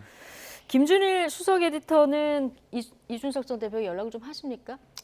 뭐 같이 가끔 유튜브도 찍고 그래요? 있어서 맞아요. 여의도 땅 따먹기 하시죠? 땅 보러 가요. 출연하셨어요. 뭐 이번 주에도 또 합니다. 가장 관심은 이준석 전 대표를 국민의힘이 노원에 공천을 줄 것인가 이 여부인데 조원진 전 의원 같은 경우에는 뭐 대통령은 싫은 사람하고는 절대 같이 안 간다. 이준석, 유승민은 절대 공천을 안 줄 거다 이렇게 얘기를 했는데요. 만약에 공천이 불발된다 그러면 이준석 전 대표 어떻게 할 것 같습니까?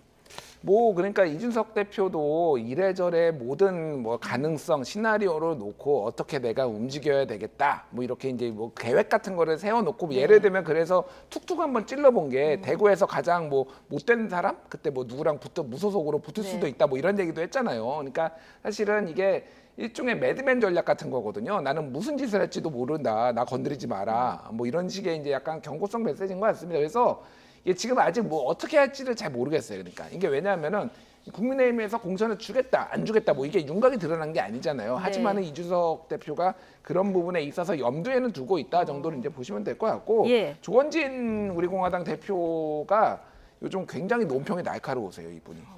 굉장히 날카로우신데 저도 좀 이렇게 전해 들은 바가 있는데 너무 안 줄 것 같다. 그러니까 뭐 이게 소위 말해서 윤석열 대통령의 어떤 스타일이나 이런 걸 봤을 때 당내에서 일부 지금 이준석도 공천 주고 같이 가야 된다 뭐 이런 기류가 있잖아요 실제로. 그런데 그건 택도 없는 얘기다. 그러니까 겸상할 수 없다, 상종할 수 없다 거의 이제 그런 분위기라서 뭐 가봐야 알겠지만은 이게 완전히 신빙성이 없는 얘기가 아니라 그 기류는 정확하게 읽었다. 윤석열 대통령과 용산의 기류는 정확하게 읽었다 이렇게 보는 게 맞을 것 같습니다. 그러니까 윤석열 대통령이 지금 총선을 앞두고 신당을 창당한다는 게 제가 말도 안 되는 소리라고 했고 우리 김준일 에디터께서 이준석 대표를 요원에 공천 주는 게 택도 없는 소리라고 말씀하셨는데 제 추측으로는 이준석 대표 공천 줍니다. 왜 줄 가능성이 높냐면 이준석 대표를 노원에 공천을 안 줄 명분이 없어요. 유승민 의원은 안 줄 수가 있는 게 줄 수 있는 게 없어요. 지금 당협위원장도 아니고 어디 지역구를 맡고 있는 것도 아니고. 안 되죠. 그러나 이준석 대표는 지금 노원병의 당협위원장입니다. 권한이 지금 징계가 받아서 권한이 정지됐기 때문일 뿐이지 따라서 안 줄 명분이 없어요. 알겠습니다. 안 줄 명분이 없어서 줄 거다. 당연하죠. 절대 안 줄 거다. 자, 총선 가까이 돼서 한번 보도록 하고요. 민주당 얘기도 좀 해야 돼서요. 이재명 대표 체포안 가결된 이후 그 후폭풍이 여전한데요. 지금 강성 지지층 사이에서 이른바 수박감별 명단이 확산되면서 논란이에요. 자, 이거 어떻게 보셨습니까? 이게 0부터 5까지 나름의 기준을 가지고 매겼던데요. 그러니까 저 궁금한 게 그러니까 뭐 나름의 기준이라고 이제 지지자들이 만든 건데 어떤 기준인지 제가 잘 모르겠어요. 그러니까 뭐 강병원 5개 뭐 이렇게 막 나오는데 잘 제가 모르겠고 그냥 약간 즉흥적이다라고 하는 거 하나. 그리고 또 하나는 이게 수박이란 거는 당도가 있어야지 맛있고 잘 팔리잖아요. 당도가 없는 수박은 건 수박이 아니에요. 그러니까 이게 무슨 의미가 있느냐. 그러니까 역설적인 거죠. 그러니까 이게 사실 수박이라는 말 자체가 조금 이게 좀 비아냥되는 이런 거라서 이게 당내 분란을 좀 많이 이제 일으키는 건데 저런 거가 일종의 살생부처럼 돌아다니는 게 굉장히 불안한 요인이다. 사실은 이제 선거를 이기려면은 점점점 외연을 확장해야 되는데 대체적으로 선거를 실패한 정당들이나 그 세력들이 보면은 본인들의 순혈주의, 순수성을 강조하다가 더 이상 외연을 확장하지 못하고 그게 보수 정당이든 뭐 지금 민주당 계열이든 다 마찬가지거든요. 그럴 때 저게 지금 적절하지는 않아 보인다. 뭐 이 정도 봐야 될 것 같습니다. 지금 이재명 대표 강성 지지층 사이에서 수박 포박당도 5 의원으로 지목되기도 한 조응천 의원. 이재명 대표와 친명계 지도부 그리고 이 대표의 강성 지지층 모두 싸잡아서 비판했는데요. 이 발언 듣고 오시겠습니다. 그리고 정말 이게 사당화, 이재명 사당화가 이제 점점 더 심화되고 있다. 지금 정말 이게 걱정인데요. 예. 특정인을 중심으로 또 특정인의 보위를 위해서 당이 운영이 되고 여기에 대해서 이의를 제기하거나 다른 소리를 내면 수박이라는 딱지를 붙이고 온오프라인에서 테러를 가하고 네. 과연 이런 정당이 공당이냐 이런 정당이 민주정당이냐 얘기할 수 있을지 의문이 듭니다. 예. 네. 특정인의 보위를 위해서 움직이는 당이 민주정당이냐 이런 의견인데요. 반면에 친명계는 여전히 반드시 책임을 물어야 된다 이런 의견도 좀 보이고 있는 상황입니다. 강성 지지자들이 조응천 의원 포함해서 친명계 의원 5명 징계를 청원하는 일이 있었습니다. 지금 5만 명 정도 돼서 지도부 답변 그 요건도 충족을 시켰는데 이게 지금 윤리심판원에 회부를 할지 지도부가 이 부분도 관심이에요. 어떻게 할 것 같습니까? 아마 이제 영장이 기각되면서 한숨을 돌린 이재명 대표는 이 다음 이제 처리해야 될 가장 큰 과제가 바로 이제 비명계를 어떻게 할 것인가일 네. 겁니다. 그러나 이미 개딸을 비롯한 강성 지지층 등 그리고 정청래, 박찬대 등 이른바 강성 친명 지도부에서는 이제 반드시 외상값을 받겠다, 색출하겠다, 징계하겠다, 해당항이다 다 규정을 해버렸잖아요. 그 사람들에서 어떻게 할 건지 제가 볼 때는 앞으로 고민거리일 텐데 네. 제 추측으로는 이재명 대표도 그냥 지나가지는 않을 거라고 생각합니다. 왜냐하면 이미 이재명 대표는 지난해 당대표로 선출된 이후로 개딸이라고 하는 극성 강성 이 지지층에 의해서 완전히 포박당한 상태입니다. 왜냐하면 그 지지층들의 지지와 호의와 옹의를 받지 않고 지금까지 버텨낼 수가 없었거든요. 그러니까 그들의 어떤 그 지지를 자기는 무시하고는 갈 수 없는 저런 지경에 이르렀다. 그런데 딱 예를 들면 지금의 트럼프를 지지하는 강성 팬덤들이 지금 미국 예. 공화당을 망치는 거랑 똑같습니다. 최근에 뉴스 뭐 나왔습니다만 미국의 하원 의장이 탄핵되는 해임되는 초유의 사태가 벌어졌잖아요. 그게 뭐냐면 트럼프를 지지하는 강성 지지층의 극렬 공화당 의원 8명이 판을 깬 거예요. 그게 왜 벌어지느냐. 그런 강성 팬덤들, 극렬 지지층들에 의해서 포박당한 일부 정치인들이 그들의 지지를 얻기 위해서 정치판을 개판을 만드는 거거든요. 네. 저는 그러면서 본다면 지금 이 친명계에서 말하는 비명계에 대한 색출과 예산값을 받겠다라고 한 수금 이야기 하는 것은 분명히 이재명 대표도 그냥 넘어가기는 어려울 거다. 그래서 저는 그것이 구속영장 기각이라고 하는 사법 리스크의 한 고비보다 훨씬 더 이재명 대표에 남아있는 큰 고비가 될 거라고 생각합니다. 훨씬 더 큰 고비가 될 것이다. 복귀하면 이재명 대표가 어떤 리더십을 발휘할 거라고 예상하십니까? 네, 뭐 저는 이재명 대표가 가만두지 않을 것이다라는 것에는 동의하는 편이에요. 그러니까 원래 당한 만큼 돌려주는 스타일입니다. 그거는 맞는데 지금 그런 비명들을 이를테면 윤리심판원에 세워가지고 뭐 다 징계를 주고 뭐 이게 가능할 것이냐. 지금 그러니까 윤석열 정부의 실정을 이제 공격을 해야 되는 거고 지금이 딱 그 제일 좋은 타이밍인데 그렇게 하게 될 경우 모든 언론의 스포트라이트가 당내 분열상으로 다 이게 주목을 받을 것이고 본인의 리더십을 훼손하는 네. 게 상황이 벌어질 거예요. 그래서 지금 당장 하지는 않을 거고 예. 한참 뒤에 이제 공천 과정에서 예를 들면은 당원 50, 이제 국민경선 50 뭐 이렇게 있잖아요. 당원들이 아마 자발적으로 좀 실력 행사를 뭐 하는 식으로 해서 비명도를 압박하고 떨어뜨리는 방식으로 갈 가능성이 높지. 장기적으로. 이제, 예, 그러니까 지금 뭐 이런 식으로 지금 예. 당장 하면은 뭘 근거로 이제 징계를 합니까? 그러니까 이게 징계 근거가 없거든요. 그러니까 이게 당론이었으면 모르겠는데 부결이 근데 그것도 아니었기 때문에 그냥 이거는 한동훈 탄핵안 만지작거리는 거 비슷한 거예요. 그거를 만지작거림으로 인해서 여러 가지 정치적 부수 효과가 생기잖아요. 뭐 한동훈 장관의 어떤 정치적 행보를 운신의 폭을 좁힌다는 그런 거와 마찬가지로 비명 징계안을 만지작거리면서 계속 압박을 하는 용도로 쓸 가능성이 높지 당장 뭐가 실행에 옮기기에는 조금 정치적으로 너무 부담감이 크다. 예.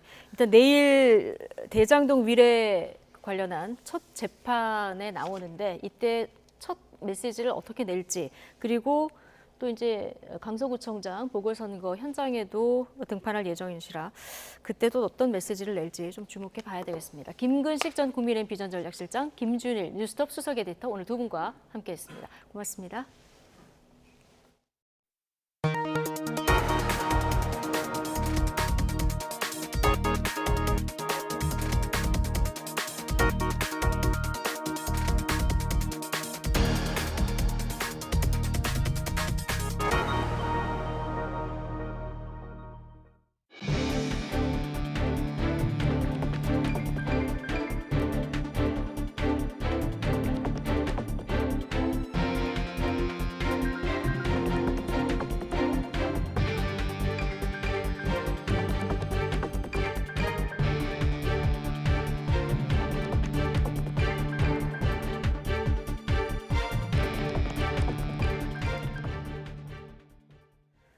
기온이 갑자기 떨어지면서 전국이 올 가을 들어서 가장 쌀쌀한 날씨를 보였습니다. 설악산과 덕유산은 처음으로 기온이 영하에 머물렀습니다. 정혜용 기자입니다.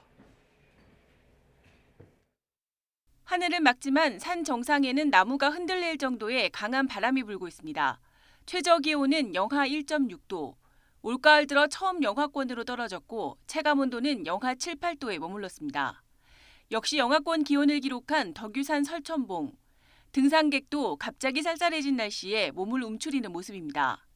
모자와 스카프, 경량 패딩 등 두꺼운 옷차림이 눈에 띕니다. 북서 쪽에서 상층 기온이 영하 10도에 달하는 찬 공기가 유입되면서 전국적으로 기온이 크게 떨어졌습니다. 내륙 출근길도 쌀쌀해진 공기를 실감할 수 있었습니다. 서울 아침 기온이 9.9도, 대전 11.4도 등 전국 대부분이 올가을 들어 가장 낮은 기온을 보였습니다. 내일도 예년보다 쌀쌀한 날씨가 이어지겠고 첫 서리가 내리거나 얼음이 관측될 것으로 보입니다. 경기 북부 높은 산지, 강원 내륙과 산지에는 서리가 내리는 곳이 있겠으며 강원 산지에는 얼음이 오는 곳도 있겠습니다. 하지만 주말부터 시작되는 한글날 연휴에는 찬 공기가 물러나면서 예년 기온을 되찾겠습니다. 서울 기준 아침 기온이 12도에서 14도, 낮 기온은 22도 안팎으로 4, 5도 정도 높은 기온을 보일 전망입니다. 내륙은 대체로 맑겠지만 영동과 남해안, 제주도에는 토요일 밤부터 일요일까지 지형적인 영향으로 가을비가 조금 내릴 것으로 예상됩니다. 또 일교차가 10도 안팎으로 크게 벌어져 독감 등 환절기 질환에 대한 주의가 필요합니다. YTN 정혜윤입니다. 도쿄전력이 오늘 오전 10시 반쯤 후쿠시마 제1원전 오염수의 2차 해양 방류를 개시했습니다. 이번 2차 방류는 1차 때와 마찬가지로 17일 동안 7,800톤가량을 1km 해저 터널을 통해서 후쿠시마 제1원전 앞바다로 흘려보냅니다. 앞서 도쿄전력은 지난 3일 오염수 1톤을 바닷물 1,200톤과 섞은 뒤 방사능 물질인 삼중수소 농도를 측정한 결과 기준치를 밑돌았다며 2차 방류에 문제가 없다고 밝혔습니다. 정부는 일본의 오염수 2차 방류와 관련해서 국민 건강과 안전에 영향이 없도록 확인과 점검에 최선을 다할 것이라고 밝혔습니다. 박구현 국무조정실 1차장은 1일 브리핑에서 도쿄전력이 2차 방류를 시작한 이후 우리 검토팀도 방류 데이터 모니터링을 진행하고 있다면서 이같이 말했습니다. 정부는 또한 한국원자력안전기술원 소속 전문가를 후쿠시마 현지에 파견하는데 IAEA 현장 사무소와 원전 시설 방문, IAEA 측과 화상회의 등의 활동이 이루어집니다.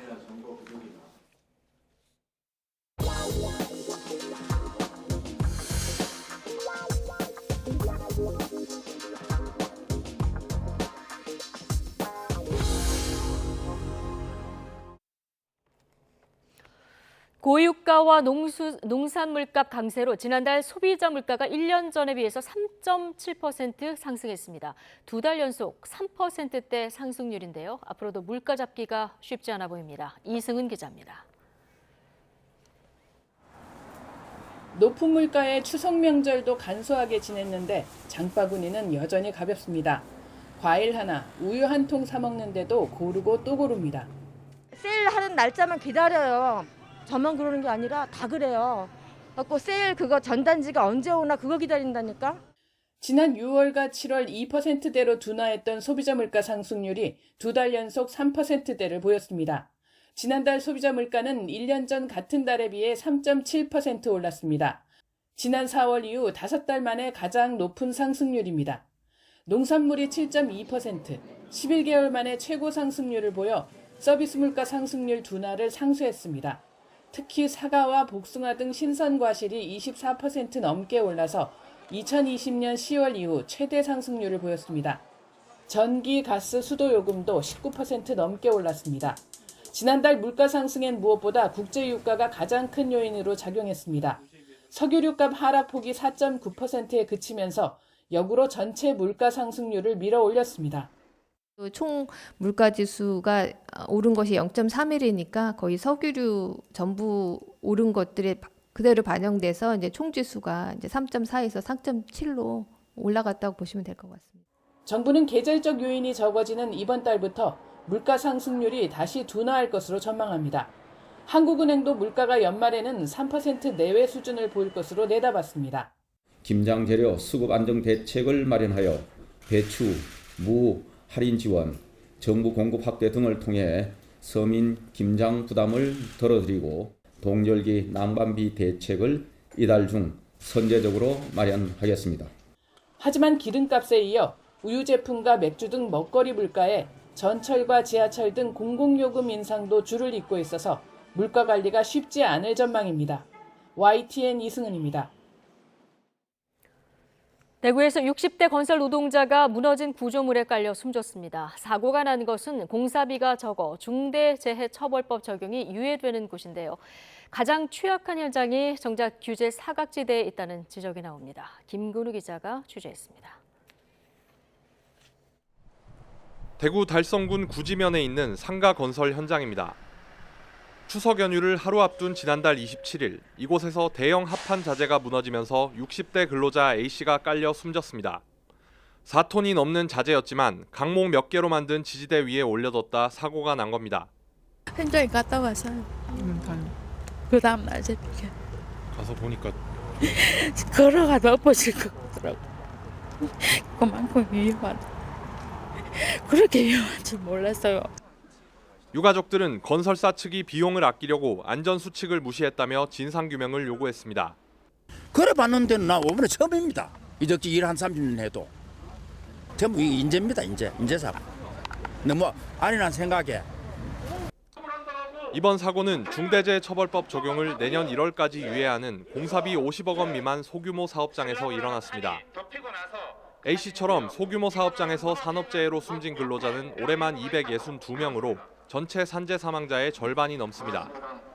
규모가 작은 만큼 안전관리에 소홀하기 쉽고 비용을 줄이려는 유혹도 크다는 지적입니다. 중대재해를 막을 수 있는 안전관리 책임자가 제대로 된 책임자가 소규모 사업장에는 있을 수가 없고 그거에 대한 어떤 교육시설 시스템 또 이런 것이 모두 부족하죠. 정부와 여당은 산업계 어려움을 이유로 소규모 사업장에 대한 중대재해처벌법 적용을 2년 더 유예하는 방안을 추진하고 있습니다. 가장 위험한 사업장을 정작 안전사각지대에 뒀다는 비판이 나오는 가운데 투자 여력이 부족한 중소건설사에 대한 안전 분야 지원이 필요하다는 목소리도 나옵니다. YTN 김근우입니다. SNS에서 명의를 빌려줄 사람을 모집해 대포 통장 수백 개를 만든 뒤 보이스피싱 사기를 벌인 일당이 덜미를 잡혔습니다. 경기 북부경찰청은 오늘 전자금융거래법 위반 혐의 등으로 총책 등 4명을 구속해 검찰에 넘기고 대포 통장 명의자 등 96명은 불구속 송치했습니다. 이들은 지난해 3월부터 SNS에 광고글을 올려 계좌 명의를 빌려줄 사람을 모은 뒤 대포 통장 200여 개를 만들어 전화 사기를 통해 100여 명에게 39억 3천여만 원을 가로챈 혐의를 받습니다. 렌터카 업체에서 빌린 차량을 해외로 밀수출하려던 남성이 경찰에 붙잡혔습니다. 40대 남성 A씨는 지난달 27일 경북 구미에 있는 렌터카 업체에서 빌린 SUV 차량을 인천 신안 컨테이너 터미널을 통해서 불법 수출하려 한 횡령 혐의를 받습니다. 인천 연수경찰서는 곧 A씨를 직접 불러 밀수출을 시도한 경위를 조사할 계획입니다.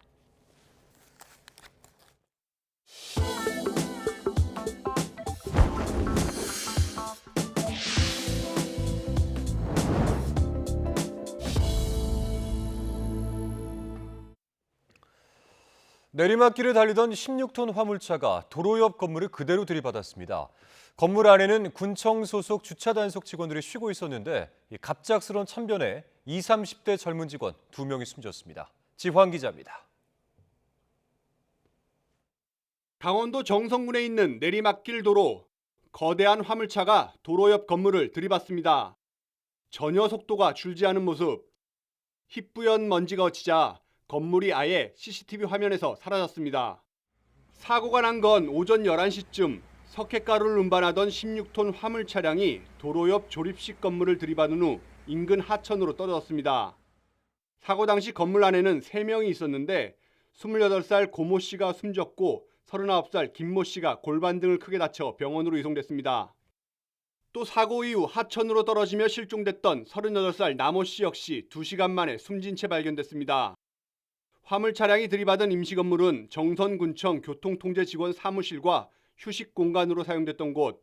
숨지거나 다친 3명 모두 정선군청 교통관리사업소 소속 직원들로 확인됐습니다.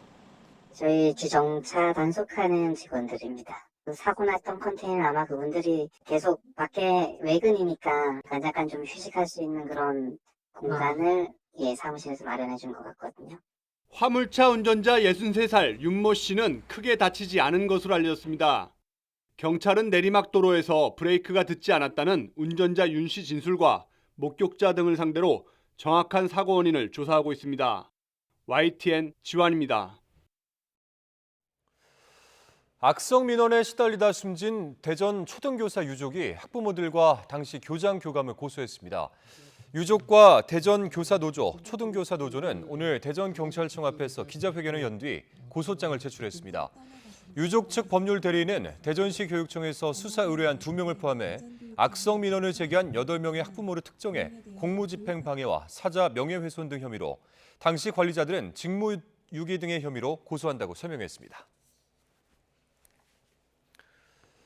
교사들이 교권 보호를 위한 아동복지법 개정을 촉구하며 4주 만에 서울 도심에서 대규모 집회를 다시 열기로 했습니다.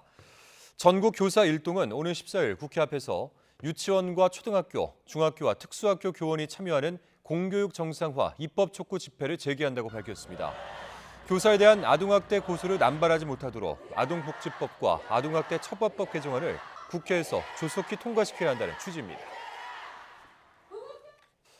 불꽃놀이와 마라톤 등 다중 운집 행사가 열리는 이번 주말, 서울 시내 자동차 전용 도로와 주요 도로에서 교통 통제가 이루어집니다.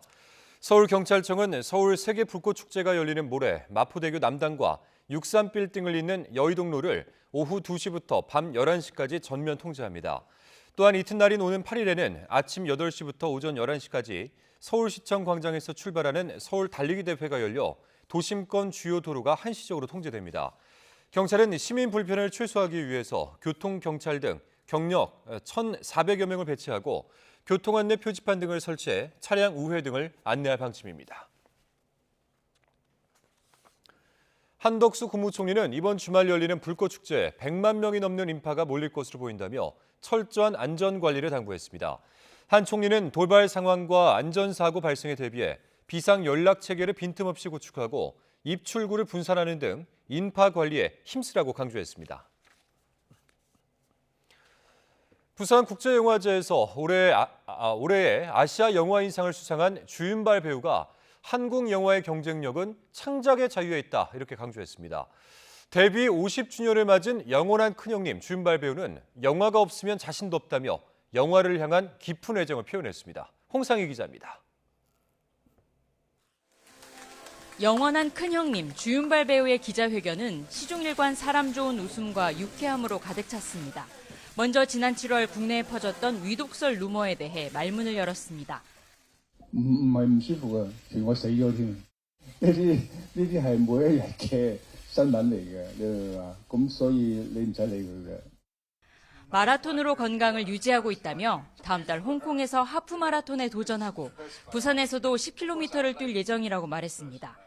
1980년대부터 90년대 홍콩 영화 황금기를 이끌었던 주윤발 배우는 100여 편의 영화 가운데 영웅본색과 와호장룡, 철엽상홍을 자신의 대표작으로 꼽았습니다. 홍콩의 작은 바다마을에서 태어난 자신에게 영화는 비교할 수 없을 만큼 큰 세상을 가르쳐준 존재라며 영화를 향한 깊은 사랑을 표현하기도 했습니다. 咁所以電影對我嚟講太神奇啦！即係如果你有冇咗電影，你點會有個周潤發啫？ 홍콩에 이어 한국 영화가 세계적으로 부상하는 것이 고무적이라며 한국 영화의 경쟁력으로는 창작의 자유를 꼽았습니다. 韓國戲其實好睇嘅就係佢個題材即係好廣闊嘅，同埋即係可能韓國即係電影政府個支持咯，同埋佢哋嘅自由度好大。 8,100억 원 규모의 전 재산 기부에 대해 묻자 기부는 아내가 한 일이라며 세상에 올 때 아무것도 가져오지 않았기 때문에 떠날 때도 그 무엇도 필요하지 않다고 말하기도 했습니다. 올해 데뷔 50주년을 맞은 주윤발 배우는 나이 드는 것이 전혀 두렵지 않다며 현재가 가장 중요하고 늘 앞에 있는 사람에게 최선을 다하려고 한다고 강조했습니다. 이번 부산국제영화제에서 올해 아시아 영화인상을 수상한 주윤발 배우는 두 대표작과 함께 신작 원모아 찬스를 한국 관객에게 선보입니다. YTN 홍상입니다. 2030년 월드컵은 우루과이에서 첫 번째 월드컵이 열린 뒤 100년을 맞는 뜻깊은 대회입니다. 이를 기념하고 축하하기 위해서 세계 대륙 6개 나라가 함께 대회를 열기로 했습니다. 류재복 기자입니다.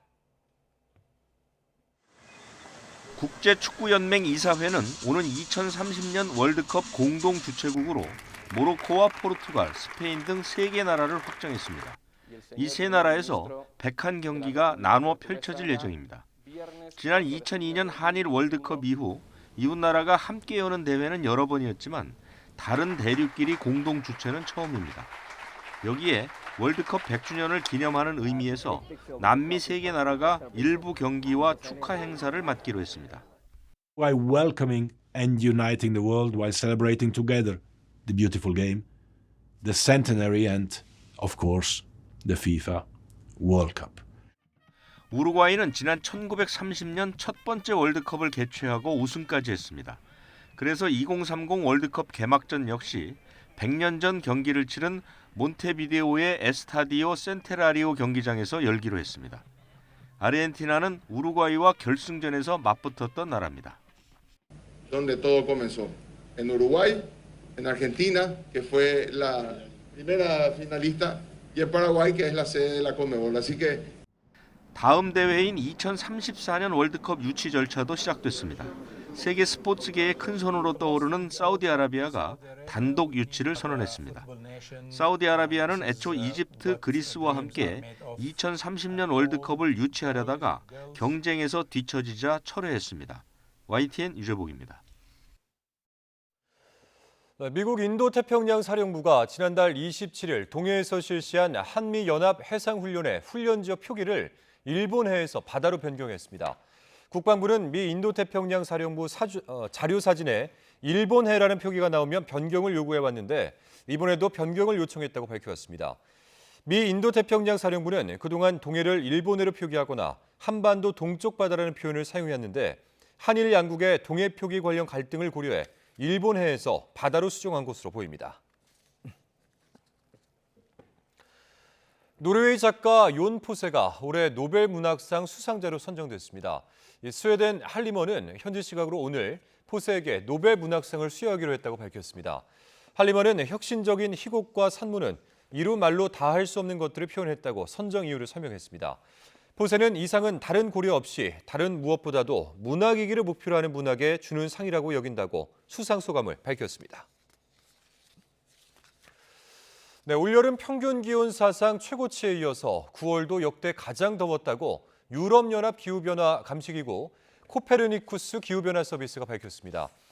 이 기구가 발간한 보고서에 따르면 9월 지구 평균 기온은 섭씨 16.38도로 관측 이래 가장 높습니다.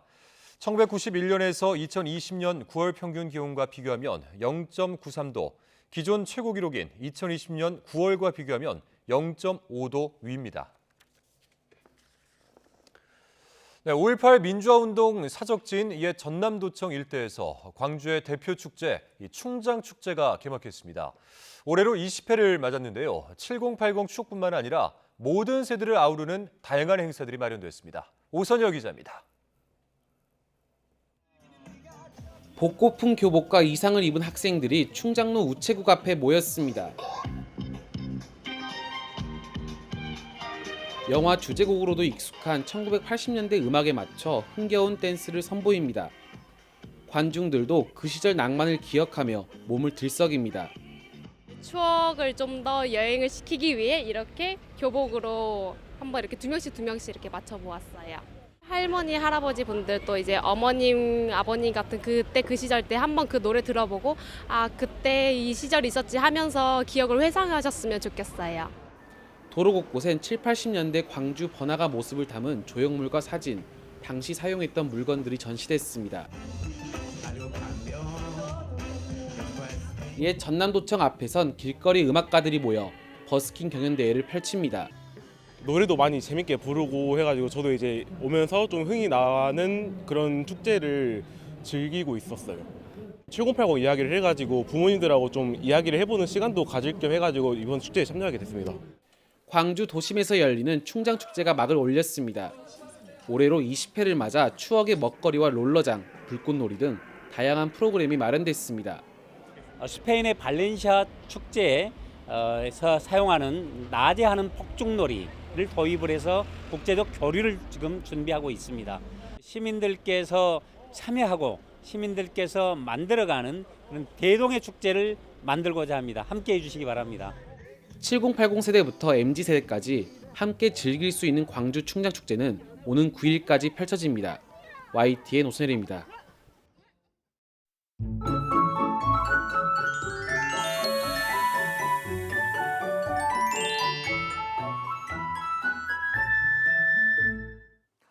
날이 급격히 쌀쌀해졌습니다. 내일도 서울 아침 기온이 9도, 대전 8도까지 떨어지는 등 곳곳에서 또다시 올가을 최저 기온을 경신할 것으로 보이는데요. 반면 한낮에는 서울 기온이 22도, 대전 21도까지 오르는 등 일교차가 10도 이상 크게 벌어지겠습니다. 출근길 큰 일교차 염두에 두고 옷차림하시기 바랍니다. 또 대체로 구름만 많겠지만 경기 북부와 강원, 충북 북부와 경북에는 서리가 내리는 곳이 있겠고 산간에는 얼음이 관측되는 곳도 있겠습니다. 여기에 강원도에는 도로 살얼음이 나타나는 곳도 있겠습니다. 농작물 관리와 함께 안전 운전에도 유의해 주시기 바랍니다. 내일 아침 기온은 서울이 9도, 대관령 2도, 대구 8도로 예년보다 3도에서 6도가량 낮겠습니다. 낮 기온은 서울이 22도, 광주 21도, 부산 23도로 예년보다 1도에서 3도가량 낮겠습니다. 주말부터 다시 예년의 가을 날씨를 회복하겠고 주말과 휴일, 영동과 남해안, 제주도에 오락가락 비가 내릴 전망입니다. 날씨 정보였습니다. 목요일 뉴스나이트 마치겠습니다. 함께해 주신 여러분 고맙습니다.